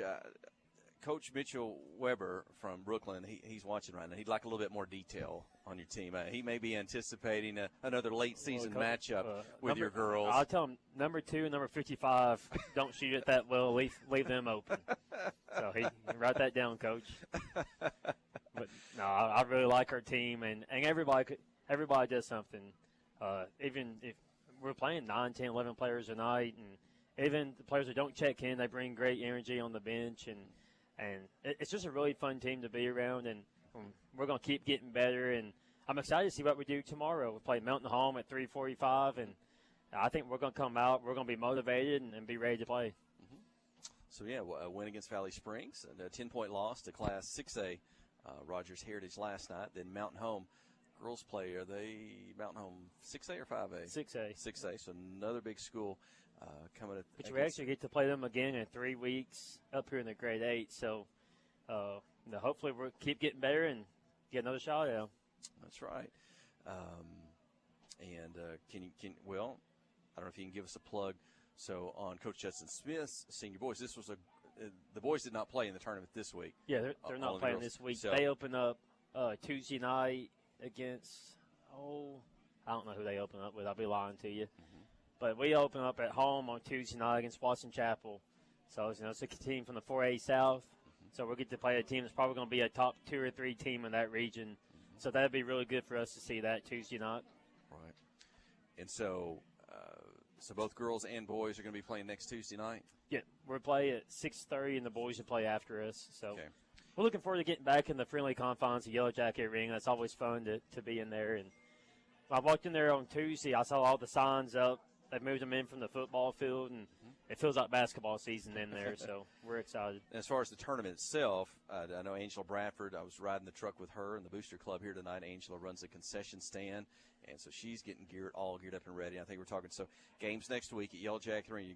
They're going to be playing Monday night, Tuesday night, Wednesday night, Thursday night, and Saturday. Is that correct? Yes, sir. That's correct. So 5 nights. Take off Friday night for teams playing football, but other than that, basketball. And we're playing Tuesday, Thursday, Saturday, no matter win or lose. Those will be the days that we play. Both girls and boys? Yes, sir. Okay, so certainly good nights then for the local folks to come out and watch. Oh, yeah. How much is it going to cost to get into the just like always, just $5 to get in. And you come watch one game, or whether you watch four games a day? Yep. Is that right? You can watch them all. First game starts at 4 o'clock. Last game starts at 7:45. And you can come in and you watch 4 games of basketball. You can eat Miss Angela at the Hive up there. And I always have really good food. So come hang out in Yellow Jacket Arena. Yeah. Well, looking forward to it. And looks like Coach, he liked my response. They must be off tonight. Well, I guess they probably are tonight. And some of the teams here on football and Friday nights and what's going on until we really get rolling with things. But thanks. And Coach Post, before I let you go, I was talking to Aaron Duhon. So Zane Widener, he kind of is the bright spot with his teammates tonight.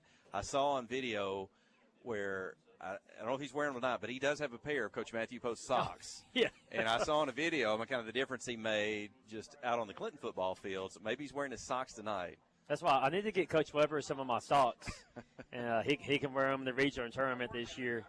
But, Duhon's awesome. He's unbelievable.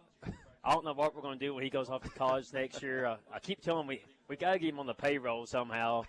But he does an unreal job with all these videos. And it was like 5 minutes long. We had to cut some scenes out.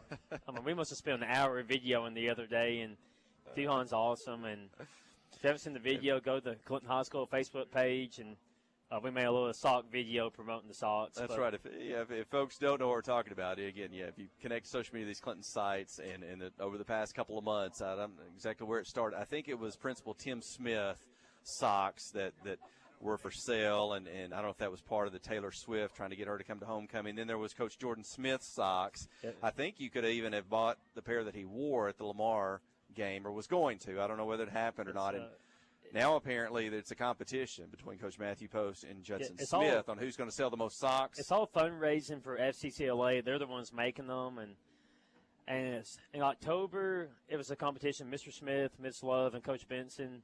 And November is me and Coach Smith.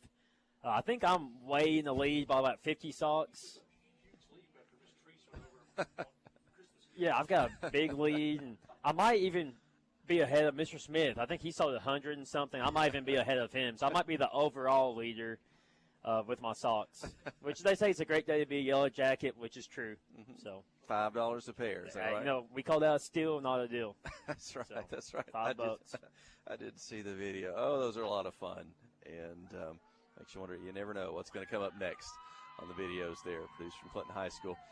So it is a fun time of year. It's a tough night here on the football field. We'll see if the Yellow Jackets can make some positive things happen here in the second half, and before we head back down the mountain to Clinton by the end of the night. Well, thanks, Coach Matthew Post. You betcha. Thank you. And we'll take a final break. When we return, we'll be ready for the second half. You're listening to KHPQ and Clinton High School Sports. Life is better with football and with First Security. We have the resources and the know-how to tackle your needs, plus a local team you can count on. So you're making better plays because First Security is making better happen during this season and every season. What's your better? Get there with us. Stop by your local First Security Banking Center or visit us online at fsbank.com today. First Security. Bank better. Member FDIC, Equal Housing Lender. Wherever the river flows and however the game goes. The River Company is a proud sponsor of Clinton Yellow Jacket Sports. Just like in sports, you want someone who has your back. The professional team at the River Company Insurance does just that. They'll work hard to find you the most coverage at the best possible price. Whether it's business, farm, ranch, personal, or automotive, the team at the River Company will get you exactly what you need. Sports is a team effort, so come join the team at the River, formerly S&P Insurance. Friday night at the stadium is not the time to worry about your finances. Let First Arkansas Bank and Trust ease your mind with their mobile banking capabilities. You can check your balance, transfer funds between accounts, and even find the nearest ATM for dinner after a road game. The free mobile app is available on the iTunes Store and Android Market. You can cheer loud and proud for the Yellow Jackets because First Arkansas Bank and Trust has you covered. See a branch for more details. Equal Housing Lender, member FDIC. The Black Law Firm is a proud supporter of Clinton High School Yellow Jacket Sports. When you need an attorney, call the Black Law Firm. Whether it's an injury accident, criminal defense, DWI, family dispute, Ralph Blagg believes in equal justice for all. Now located in the shopping center at 244 Highway 65 South or on the web at blaglaw.com. The Blagg Law Firm, a proud supporter of Clinton Yellow Jacket Sports. Steve Good at Goods Cash Saver says you can learn a lot about life by playing sports. You may never be the biggest or the fastest, but you can always try to be the very best and give 100%. And that's what they do every day at Goods Cash Saver. Even though they don't have the biggest building, they try to have every item that you might need in groceries. They also overachieve every day in their meat department. So when you're looking for a place to shop, give Goods Cash Saver a try. A supermarket that cares about you and your community and says, go Yellow. And we're for the second half. Yellow Jackets will tee it off, and there it is. Onside kick. This one's loose. Does Clinton cover it up at the 47-yard line? The onside kick looks to be successful. Clinton has covered the football. I think it was Armando Infante with a kick who ended up making the cover at the Elkins 47-yard line. The officials talk a little bit, but it looks like the Yellow Jacket offense out on the field. You know, we went through a stretch there where we couldn't get one. Everything was going against us on the inside kick, onside kicks, and now we finally get one when we're down 49-12. But we'll take it. Jackets have the football in Elkins territory. Well, we didn't hit many stats in the first half. We'll see. Inside handoff up the middle. Met at the line, push back, forward progress. Might have picked up a yard, might have not. Looks still at the 48. I think it was, as far as the numbers wise, it was Zane Widener the first half. And on the ground, through the air, on returns for the Yellow Jackets. And Zane Widener should be closing in on 1,500 yards on the season. When's the last time we had a 1,500-yard ball carrier? I have to check on that. I think Jason Brown went over 2,000 yards. I think he needs 90 to get to 1,500. He's going to get the handoff. There's a few there. And he's going to get it up to the 42, about a 6-yard pickup. Jason Brown, was that in the 80s or early 90s? That was in the 90s. So I think he had a 2,000-yard season. We honored him as our honorary captain a couple years ago at Heber Springs. I wonder if that was 90, maybe it could have been 90 or 89. Third down for the Yellow Jackets, third and a long 6. Shotgun snap, pass, Littell in traffic, 2 defenders. Ball comes loose. It's incomplete. 4th down and 6 for Clinton at the Elkins 44. So look to the Yellow Jackets to go for it here. 10:15 to go, and we are under a running clock here in the second half under the Arkansas Activities Association sportsmanship rule. The clock will not stop but for an official timeout. Elkins 49-14 at halftime. That's where we are here. 4th down and 6. Yellow Jackets going to go for it at the Elkins 44. Under center, wing T set, turn, pitch. Widener coming out of the slot, motion, makes one miss. And second one's going to come up, get him by the ankles. Tank Zane down at about the 41, maybe the 40-yard line. Gain on the play, but it's going to be short of the first down marker. And the ball's going to go over on downs to the Elks. Yeah, let's see what Elkins wants to do here in the second half. They're going to run their number 1 unit back out there, looks like. Dizzy Dean back out there at quarterback. I see Chairs at running back, so they're going to, leading 49-14 in the clock running, they're going to send them back out there.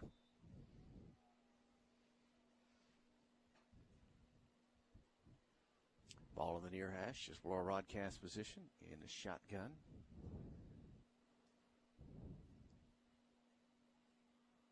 Snap, quick pass out on the left side, caught behind the line of scrimmage, makes a move up about a 2-3 yard pickup.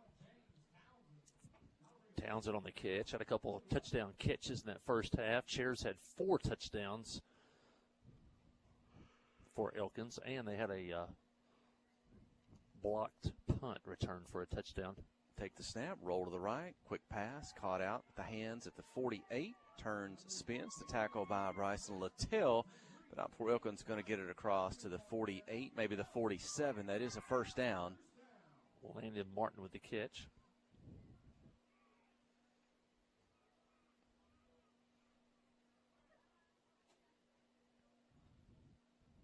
Back in the shotgun, standing back at the 47.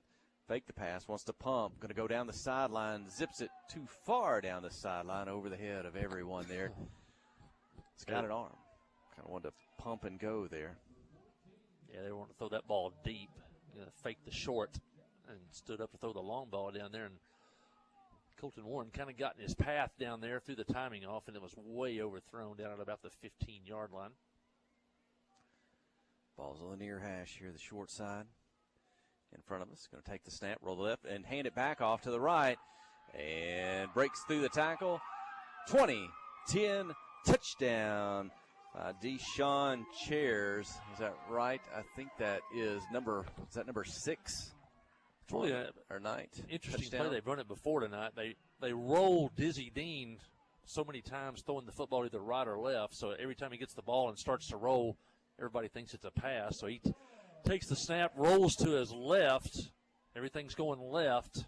And then he hands the ball back to Chairs coming back to the right. So really, it's a counter play out of the shotgun. And then Chairs with that speed slicing through the defense for his 5th touchdown of the night. Elkins 55, the Yellow Jackets 14. The extra point is up and good. Make it 56.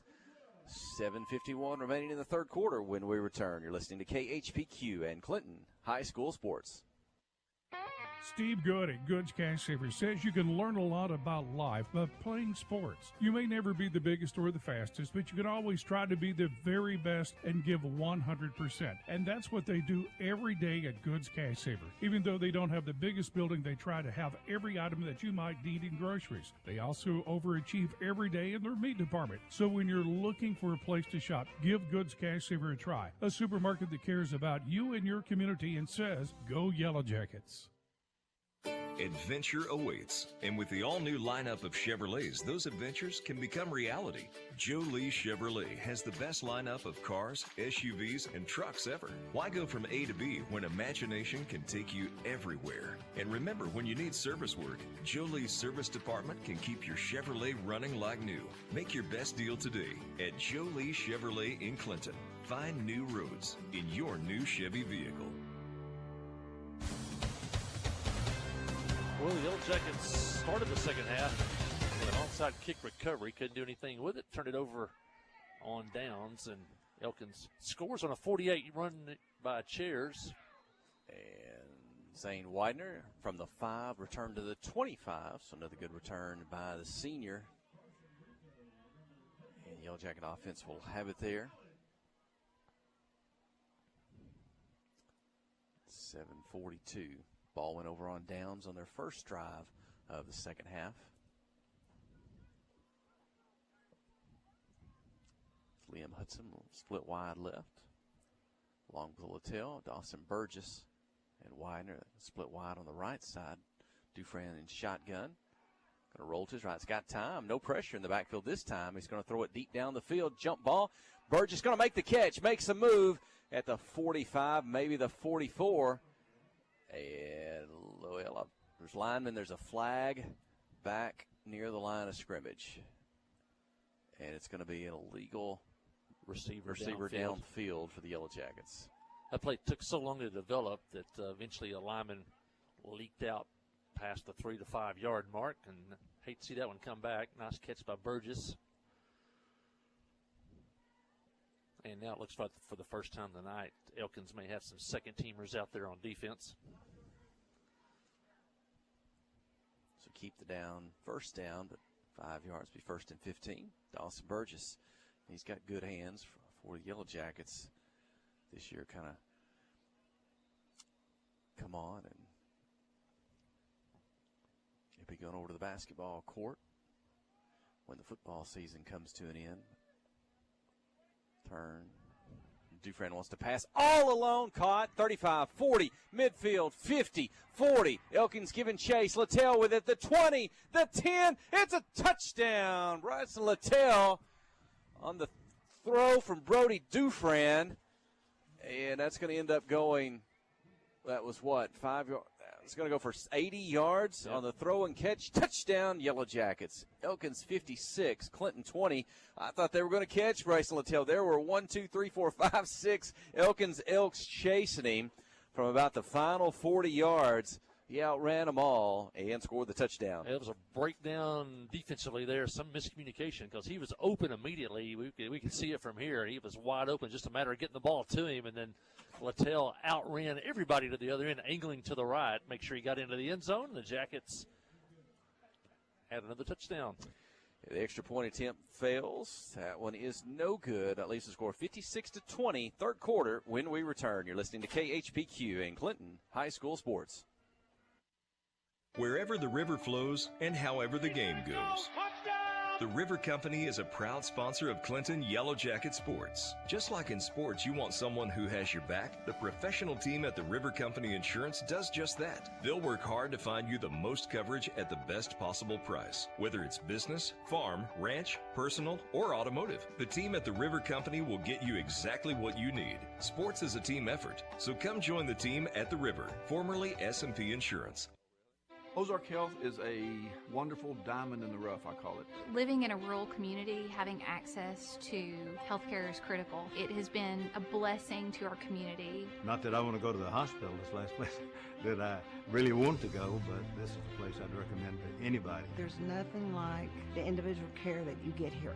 It's phenomenal. Our purpose for being here is to serve people. It fills me with pride that we're able to do that. Ozark Health, your community hospital. Well, the Jackets strike quickly. Second touchdown pass of the night for the sophomore Brody Dufresne. This time 80 yards to the junior Bryson Littell.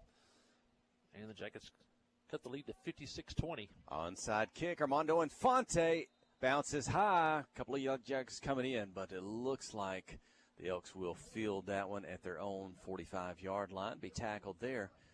And Elkins football, 6:55 remaining in the third quarter. Jackets have 20 points tonight.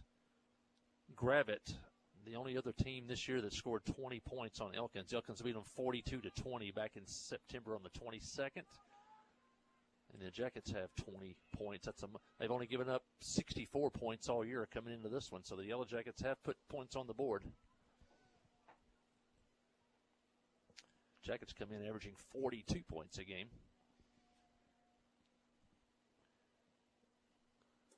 Inside handoff. Steps to the left, runs through a tackle, takes on a defender at the 40, and all the way up to the Yellow Jackets 35-yard line. First down for the Elks, running hard. Second teamers in now for Elkins on offense. Ben Napier, the quarterback, he's a sophomore. I guess he'll be the heir apparent to Dizzy Dean.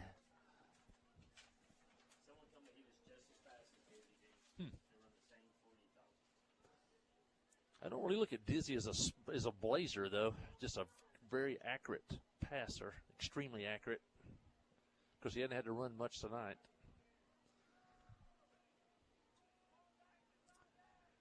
Napier in the shotgun, the 40, puts it in the belly again.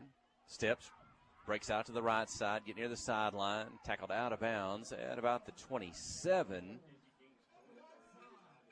Gunnar Casebolt's 21, the runner there, very strong, physical linebacker. He's a senior.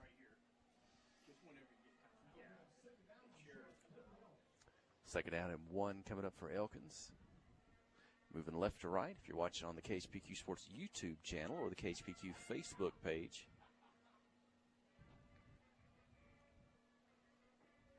Thanks to First Arkansas Bank and Trust and Petit Jean Fiber for their primary sponsorship this year.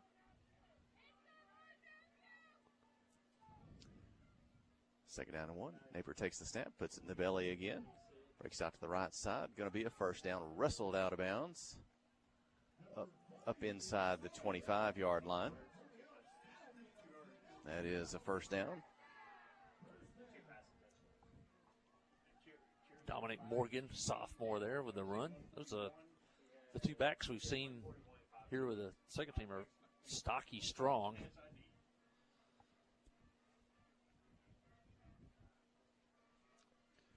They'll look to the sideline, look for the play call.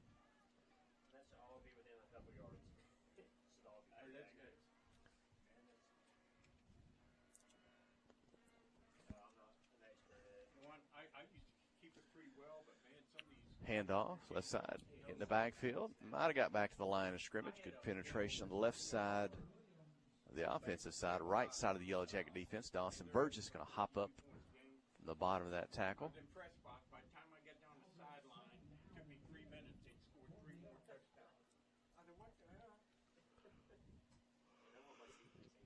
See Eli Henson coming in. 3:50 in the third, trying to 56-20. Now, it was not quite playing as fast. They still don't huddle up. They get the line of scrimmage, but they're taking their time looking to the sideline for the play signal. Shotgun snap. Again, a handoff. Just kind of wait, look for a hole develop. Then up inside, maybe north and south, as they say. Get it up across the 20, maybe. He's second down, almost 8. Each team scored here in the third quarter. It's 49-14 at the half, 56-20 now. Elkins in no hurry.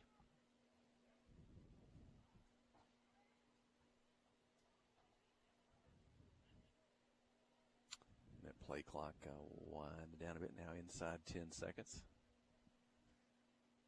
Third down play. Passes, pulls it down. Going to run to the left side of the sideline. Going to pick up the first down. Stays in bounds. And it's a touchdown. Napier on the carry. That'll make the score Elkins 62, Clinton 20. 2:40 remaining in the third quarter. Ben Napier, backup quarterback in the game, and sophomore, and he definitely scooted around the corner. He definitely can run. We were talking about him and Dizzy Dean running ability. He could definitely run for sure. Actually, he was wanting to throw the ball to the right side. The Yellow Jackets kind of covered that, put some pressure and forced him out of the pocket, and he ends up running for a 19-yard touchdown. After the play penalty. That's going to go against Elkins. Let's see if that'll back them up for the extra point attempt. Turn an extra point into a field goal length. And it looks like Elkins still, that will be the option they choose. Well, now they're going to go back. Clinton's going to take it on the kickoff. Oh, okay. I wonder, yeah, it's kind of unusual. You don't a celebration often penalty see it, on yeah. Elkins.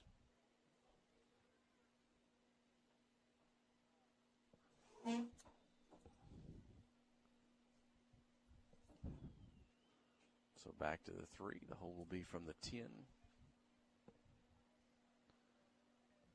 And the kick is up. And it's good. Perfect on the night. What is that, 7 for 7? It's Elkins 63, Clinton 20. 2:41 in the third when we return. You're listening to KHPQ and Clinton High School Sports. Steve Good at Goods Cash Savers says you can learn a lot about life by playing sports. You may never be the biggest or the fastest, but you can always try to be the very best and give 100%. And that's what they do every day at Goods Cash Saver. Even though they don't have the biggest building, they try to have every item that you might need in groceries. They also overachieve every day in their meat department. So when you're looking for a place to shop, give Goods Cash Saver a try. A supermarket that cares about you and your community and says, go Yellow Jackets. Conway Regional has been the community's hospital for more than 100 years, providing high-quality, compassionate care. As our community continues to grow, we're growing alongside you to ensure all of your healthcare needs are met right here in Conway. Our board-certified interventional cardiologists, specialized team, and innovative cardiovascular technology are here to provide the comprehensive care you deserve when you need it most. So when you're facing a heart emergency, trust the care you'll find down the hallway, not down the highway. 63-20 Elkins here in the 41 left in the third quarter. After the celebration penalty, Elkins will kick off from their own 25-yard line. So Yellow Jackets looking to get some good field position on this next possession. So on their other kicks, they've been kicking it into the 5 each time. This one will be just inside the 25. McCarver with a chance to return. He'll get it up to about the 35, maybe fall forward with the pile to the 37, the 38. Clinton will have it there. The Elkins are really solid in all facets of the football. The kicking game, they kick it inside the 5. They're perfect on extra points tonight, 7 for 7. They have not had to punt tonight, I don't believe. And, again, offensively, defensively. Yellow Jackets, again, putting up more points on the board, equal to the most points that anybody has scored on the Elks this year. Kind of also breaking that shutout streak, what Elkins had going of not giving up a touchdown. Was it in 12 quarters or 13 quarters? 3 straight games, 12 quarters, hadn't given up a point. 5 shutouts on the year. The most points they've given up this year is 20. The Yellow Jackets have 20 right now. A chance maybe to add on. Inside handoff to Bryson Venable. You know, trying to run up the middle has certainly been tough for the Yellow Jackets. Not much going those first few drives. There was a net loss in yards as opposed to positive. But I know a couple early carries by Zach Hunt Gonzalez. I don't know if he's carried the football since then. I don't know if has he been in the ballgame on the defensive side of things? I don't know. Yeah, I've seen him at linebacker some tonight. Has he been there? Okay. Venable's in the backfield at fullback now. Bryson Venable, he's also a senior. Zach Hunt Gonzalez only a sophomore. And up the middle, lowers his shoulder. Over a tackler, tackling down low at about the, 44-yard line. Yeah, Brayson Littell. Coming off an 80-yard run earlier. This time he runs from, about the 40, that'd be 10, 15, about 17 yards there for Littell. It's going to put Bryson handoff to Zane Widener. And looked like they grabbed him by an ankle and held on. And he'll be tackled about the 40. Pickup of 4 on the carry. Bring up 2nd down and 6. Zane closing another 100-yard night. Closing in on 1,500 yards for the season.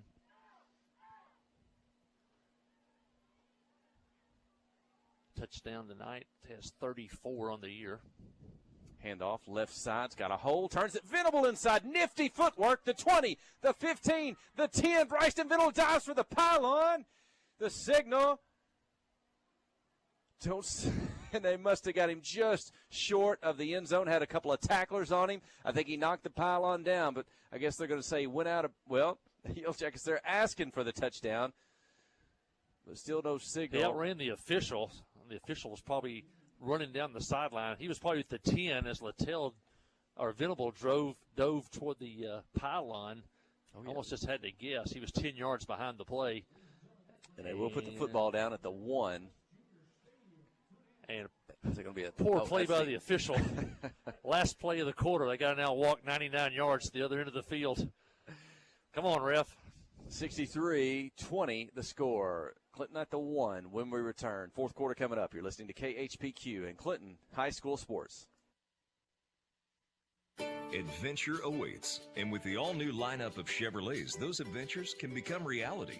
Joe Lee Chevrolet has the best lineup of cars, SUVs, and trucks ever. Why go from A to B when imagination can take you everywhere? And remember, when you need service work, Joe Lee's service department can keep your Chevrolet running like new. Make your best deal today at Joe Lee Chevrolet in Clinton. Find new roads in your new Chevy vehicle.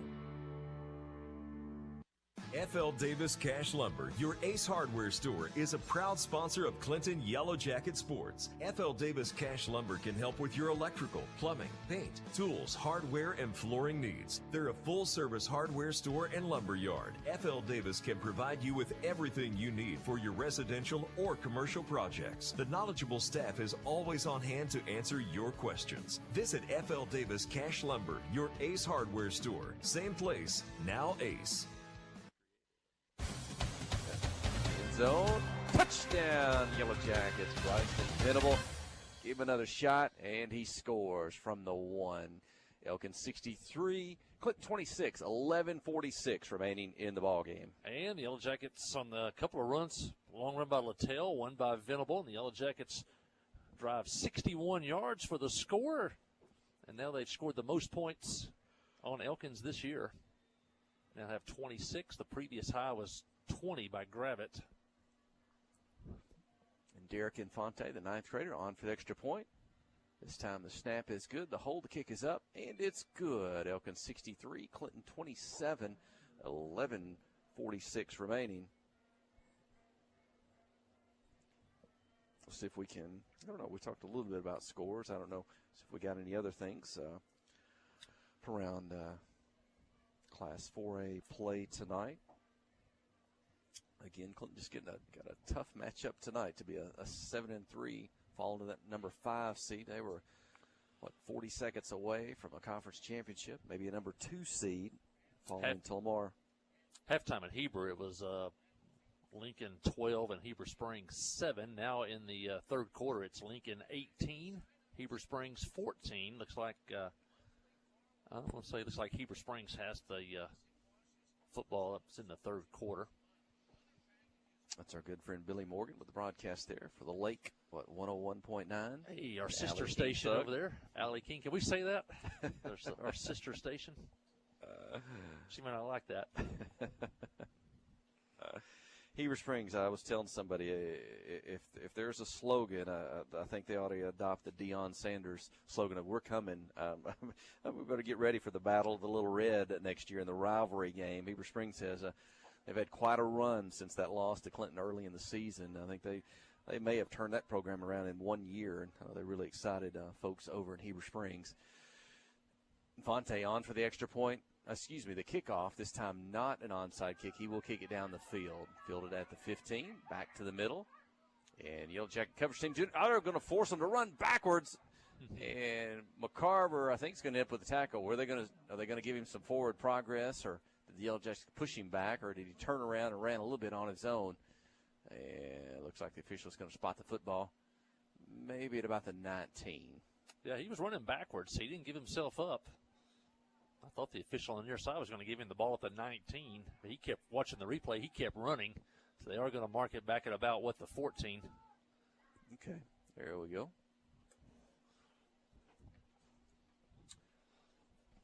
Elkins has not turned the football over tonight. I think Clinton has, one fumble and one blocked punt. And Elkins going to break free, and if they don't catch him, it's going to be a touchdown. There's a flag on the play. We'll see if this one will come back. 86 yards on the run to the end zone. There's a flag up at the 27, and the officials are hanging out behind the play. Let's see if that's a good sign. It is holding on Elkins, so that will negate the touchdown, and this one's coming back. Well, it's a tough crowd here at Elkins. It was like 35-0. They didn't want us to score, and now they're up 63-27, and they're booing the officials.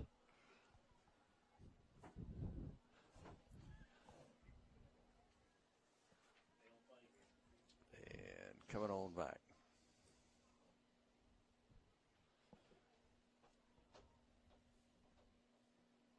That's a spot foul.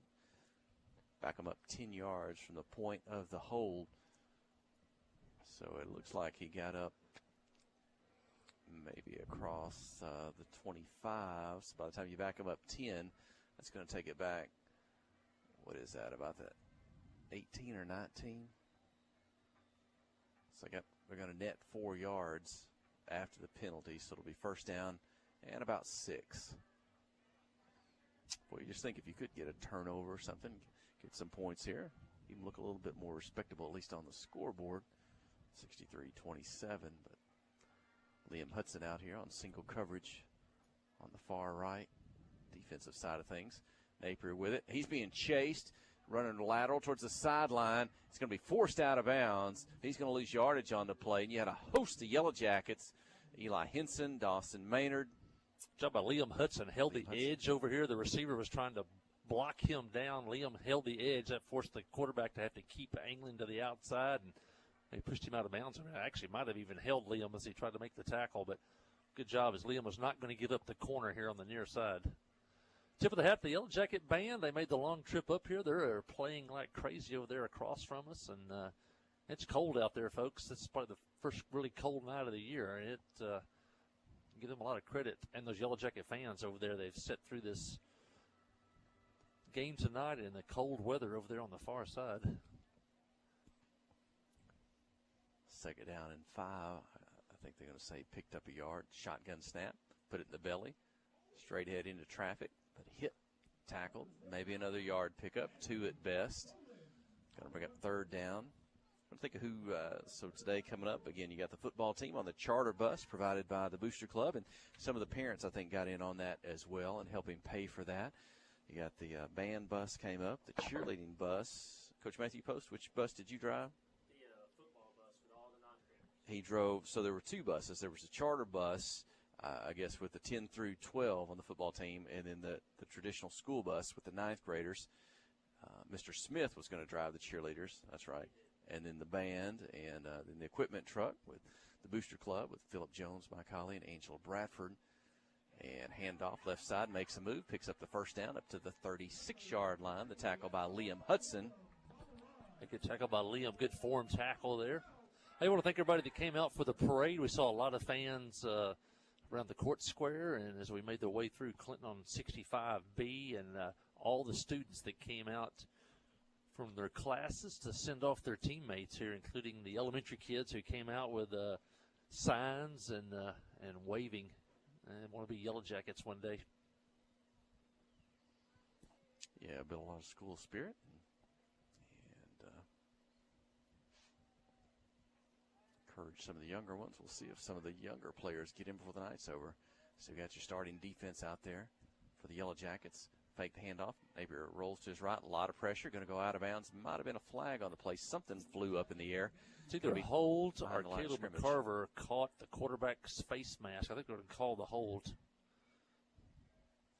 Yep. See those kind of 3 sophomore linebackers out there with Gadberry, Zach Hunt, Gonzalez, and McCarver. Good to have Briar Gadberry back. Did have to miss a game recently, and good to have him back. Got a chance to visit with him at the junior high basketball game on Monday night. Elkins? Oh, did you do all Elkins games? Are you asking me who they play next? Or do you know what game you have next Friday? Oh, no. We always have And it'll be a first down, and or check that second down, and what, about 17? Jackets looking for their first defensive stop of the night. 8 minutes, clock running. 13 on the play clock. Eli Henson at left defensive tackle now. Hunter Hewitt. Shotgun snap, put it in the belly, handoff, stretch 2, 3, 4, maybe 5 Yellow Jackets. Going to make the tackle. Yeah, Henson slowed them up and then got some help from Gadberry. And is that Josh Jones out there? That is Josh Jones, number 64. Josh had a tackle last week's game against Dover. Josh lined up at a defensive line position. It's the last of the Jones boys. I think Philip made a reference to that earlier, said he might retire from the Booster Club. Josh graduates. He doesn't got anybody left. We've seen Ryan go through. We've seen JoJo. No retirement for the Jones. The king of real estate. Pass. Going to catch on the line of scrimmage. Did he drop the football? Did he hang on? He's going to be tackled for a loss. He did drop the football. It's incomplete. Fourth down for the Elks. They've got the football. First stop of the night for the Yellow Jacket defense. 4th and 17. Surely the punt team is coming on here for the Elks, leading 63-27. Looks like they will swap personnel. 6:30, clock running. Colton Warren will get a chance to return this one. We have seen the good return teams have been good by the Yellow Jackets this year when they have fielded the football, attempted to return, be it Warren or I don't know if McCarver might have had some, Zane Widener. I think that may have been his first touchdown of the season in week 1. Maybe it was a punt return. Kick's going to hit the 45. Take an Elk roll down to the 38. Yellow Jacket offense will have it there. Quick break. Stay with us. You're listening to KHPQ in Clinton High School Sports. Towing and recovery is the last thing you think about until you really need it. Then you really want the best. There's only one name to call, Justin's Collision Repair Towing and Recovery. They have the largest and latest model recovery fleet in north central Arkansas. From small towing to heavy-duty towing, Justin's Collision Repair Towing and Recovery on Highway 65 in Clinton is the one to call, 745-2992. That's Justin's Collision Repair Towing and Recovery, 745-2992. Clay Maxey, Chrysler, Dodge, Jeep, and Ram, now in Clinton. Clay, you cut your teeth at a Chrysler dealership. Cut my teeth at Landers, Chrysler, and Benton, the largest Chrysler store in the world. And so, to have Chrysler, Ram, Jeep in a small town and to have my name on the building, it's such an honor, it's such a blessing. And so, it's a brand that means a lot to us. It's a community that means a lot to us. We're giving it everything we got. Committed to customer service being a great one, not just a good one, but a great one. So winning back the community and getting our customer service the way that they should be. Clay Maxey, Chrysler, Dodge, Jeep, and Ram.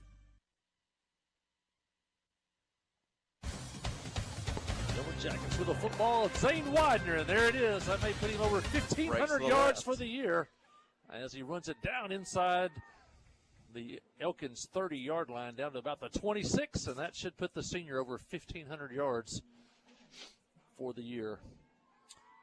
And checking, he's probably got over 200. Probably got over 200 all-purpose yards. He needed 90 coming in. He's got 114 on the night. Did he have 70-something receiving through the air and his returns?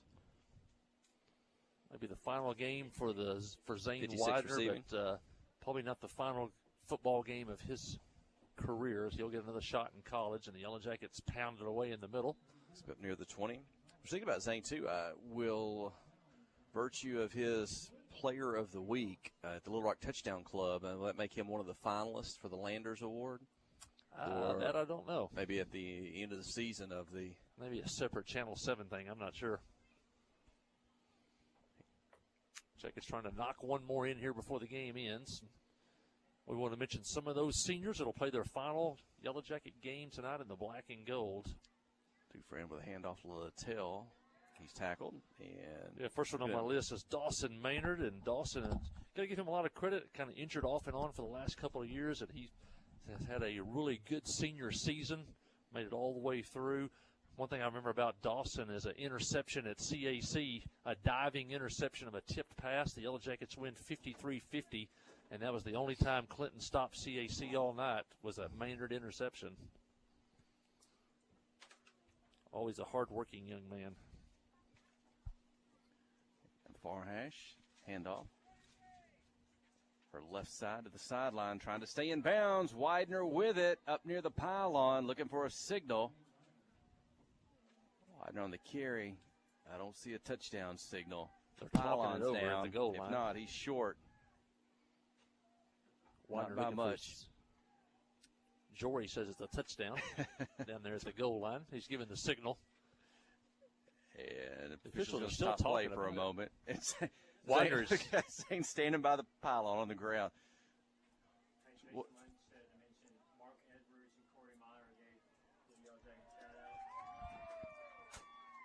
Wow, they're going to call a fumble? Wow. It is a fumble. Out of bounds into the end zone. And that gets all the Elkins. So the ball must have come loose in the field of play, gone through the end zone, out of bounds. We'll have to take a look again. But he's probably diving and stretching, trying to get it to the pylon. The ball came loose before he got to the pylon. They're going to call it a fumble and say it went out of bounds to be a touchback. And that looks like that's how the final Yellow Jacket possession is going to go here tonight as they turn it over on the fumble. I want to mention talked about Dawson Venable. He's had a really good career. 2 touchdowns tonight. And this year he's teamed up with Zach Hunt Gonzalez at that fullback spot as a 1-2 punch. Been a good kick returner. Also been a good linebacker over the years. A really solid football player. Good teams have players like Bryson Venable. He's been our first Arkansas Bank and Trust player of the game this year as well. Scored tonight. Scored 2 touchdowns last week. Pass caught by the Elks. Makes one miss. Tackled out of bounds. Also, Dawson Burgess. You used to think of Dawson as a basketball player. He is, and you'll see him on the floor. But, boy, he's going to finish with a really good football career. Come on to really be a good receiver and a playmaker. Yeah, only came out as a junior. Boy, wish we would have had him for 6 years, him and his brother both. And Dawson had a great career catching the football. You always love to see him catch the ball. Started as a tight end this year, pretty much a wide receiver. And when he catches the football, he has so much power and speed. He loved it when he could get that ball into his hands in the open field. He could do a lot with it. And he also did a good job in the secondary on defense. A tough, hard-nosed young man, great family. And we'll miss Dawson, but he's heading over to the basketball court now. You want to skip him and come back to... Yep, Braden Epps, another senior, number 52. Played along the line for the Yellow Jackets. Yellow Jackets really kind of short up that line this year. Kind of trouble spot they had last year, but a lot of those guys helping make the difference this season. Another one, Hunter Hewitt? Yep, Hunter Hewitt, a solid young man. Great sophomore year. Got hurt at Haskell Harmony Grove. I got last year, I guess, in the game number 5, or maybe in game number 4, out for the year. Battled his way back from a knee injury, and he had a great senior year. Usually lined up over there at right tackle. Used him also on defense. And Hunter Hewitt, great young man, great family, and he's one of our favorites for sure. Hunter Hewitt. Zane Widener going to get a tackle, his final tackle of his career. Maybe one more play. We also mentioned Josh Jones, son of Philip and Jenny Jones, and Josh may not have played extended minutes, but he played from Pee-wees on. So you got to give him a lot of credit for playing from Pee-wees on. Practice every day. He's kind of a team favorite, and so Josh Jones. Maybe the final play for the Elks. Inside handoff, not much. That takes you down to Joey Hicks. A lot of playing time this year. I'm always going to remember Joey, though, for the touchdown he had last year. The lineman, touchdown? It was a huge play. It was against CAC at home last year. Yellow Jackets were trying to hold off CAC. Had a 1-score lead. Looked like they had scored to go up by 2 scores. The ball popped loose in the end zone, and Joey Hicks fell on it for a touchdown. And we were going to interview him after the ball game, and he was gone so quickly we never could get to him. Emily Pilkington was going to interview him after the ball game, and Joey comes in, does his job, gets out. But Joey's got a motor. He's not the biggest kid out there, but if every kid had his motor, he is always going. And even went over and played a little basketball, I think, for Judson for a little while. And so that's true. Yeah, he come out with no shoes and socks one day, and he was out there playing with the Yellow Jackets. But Joey Hicks, also a great young man. He loved playing football, and I can see Joey. He got hurt early in this one. He's limping. We can see him from here. But man, he was always undersized, but he'd go out there and play offensive line. And he also, last year when we got so injured, so thin on the line, he played like nose tackle. So Joey Hicks, mentioned him. And the game's come to an end. 63-27 your finals. The players have shook hands across the midfield. They're going to gather up, talk with the coaching staff one more time. That's going to bring us to our final senior tonight, and kind of fitting. You know, some of these guys have careers you think of that kind of go down in history, and sometimes we recall some of those names ourselves in our 17 years of getting broadcast here for KHPQ and Sid King, and coming into the season, one of those guys, and he certainly has lived up to it. Zane Widener.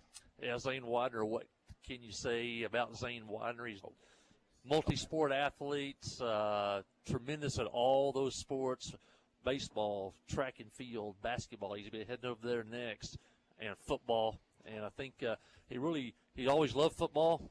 And, the last year he kind of bypassed AAU summer basketball, really focused on football coming in.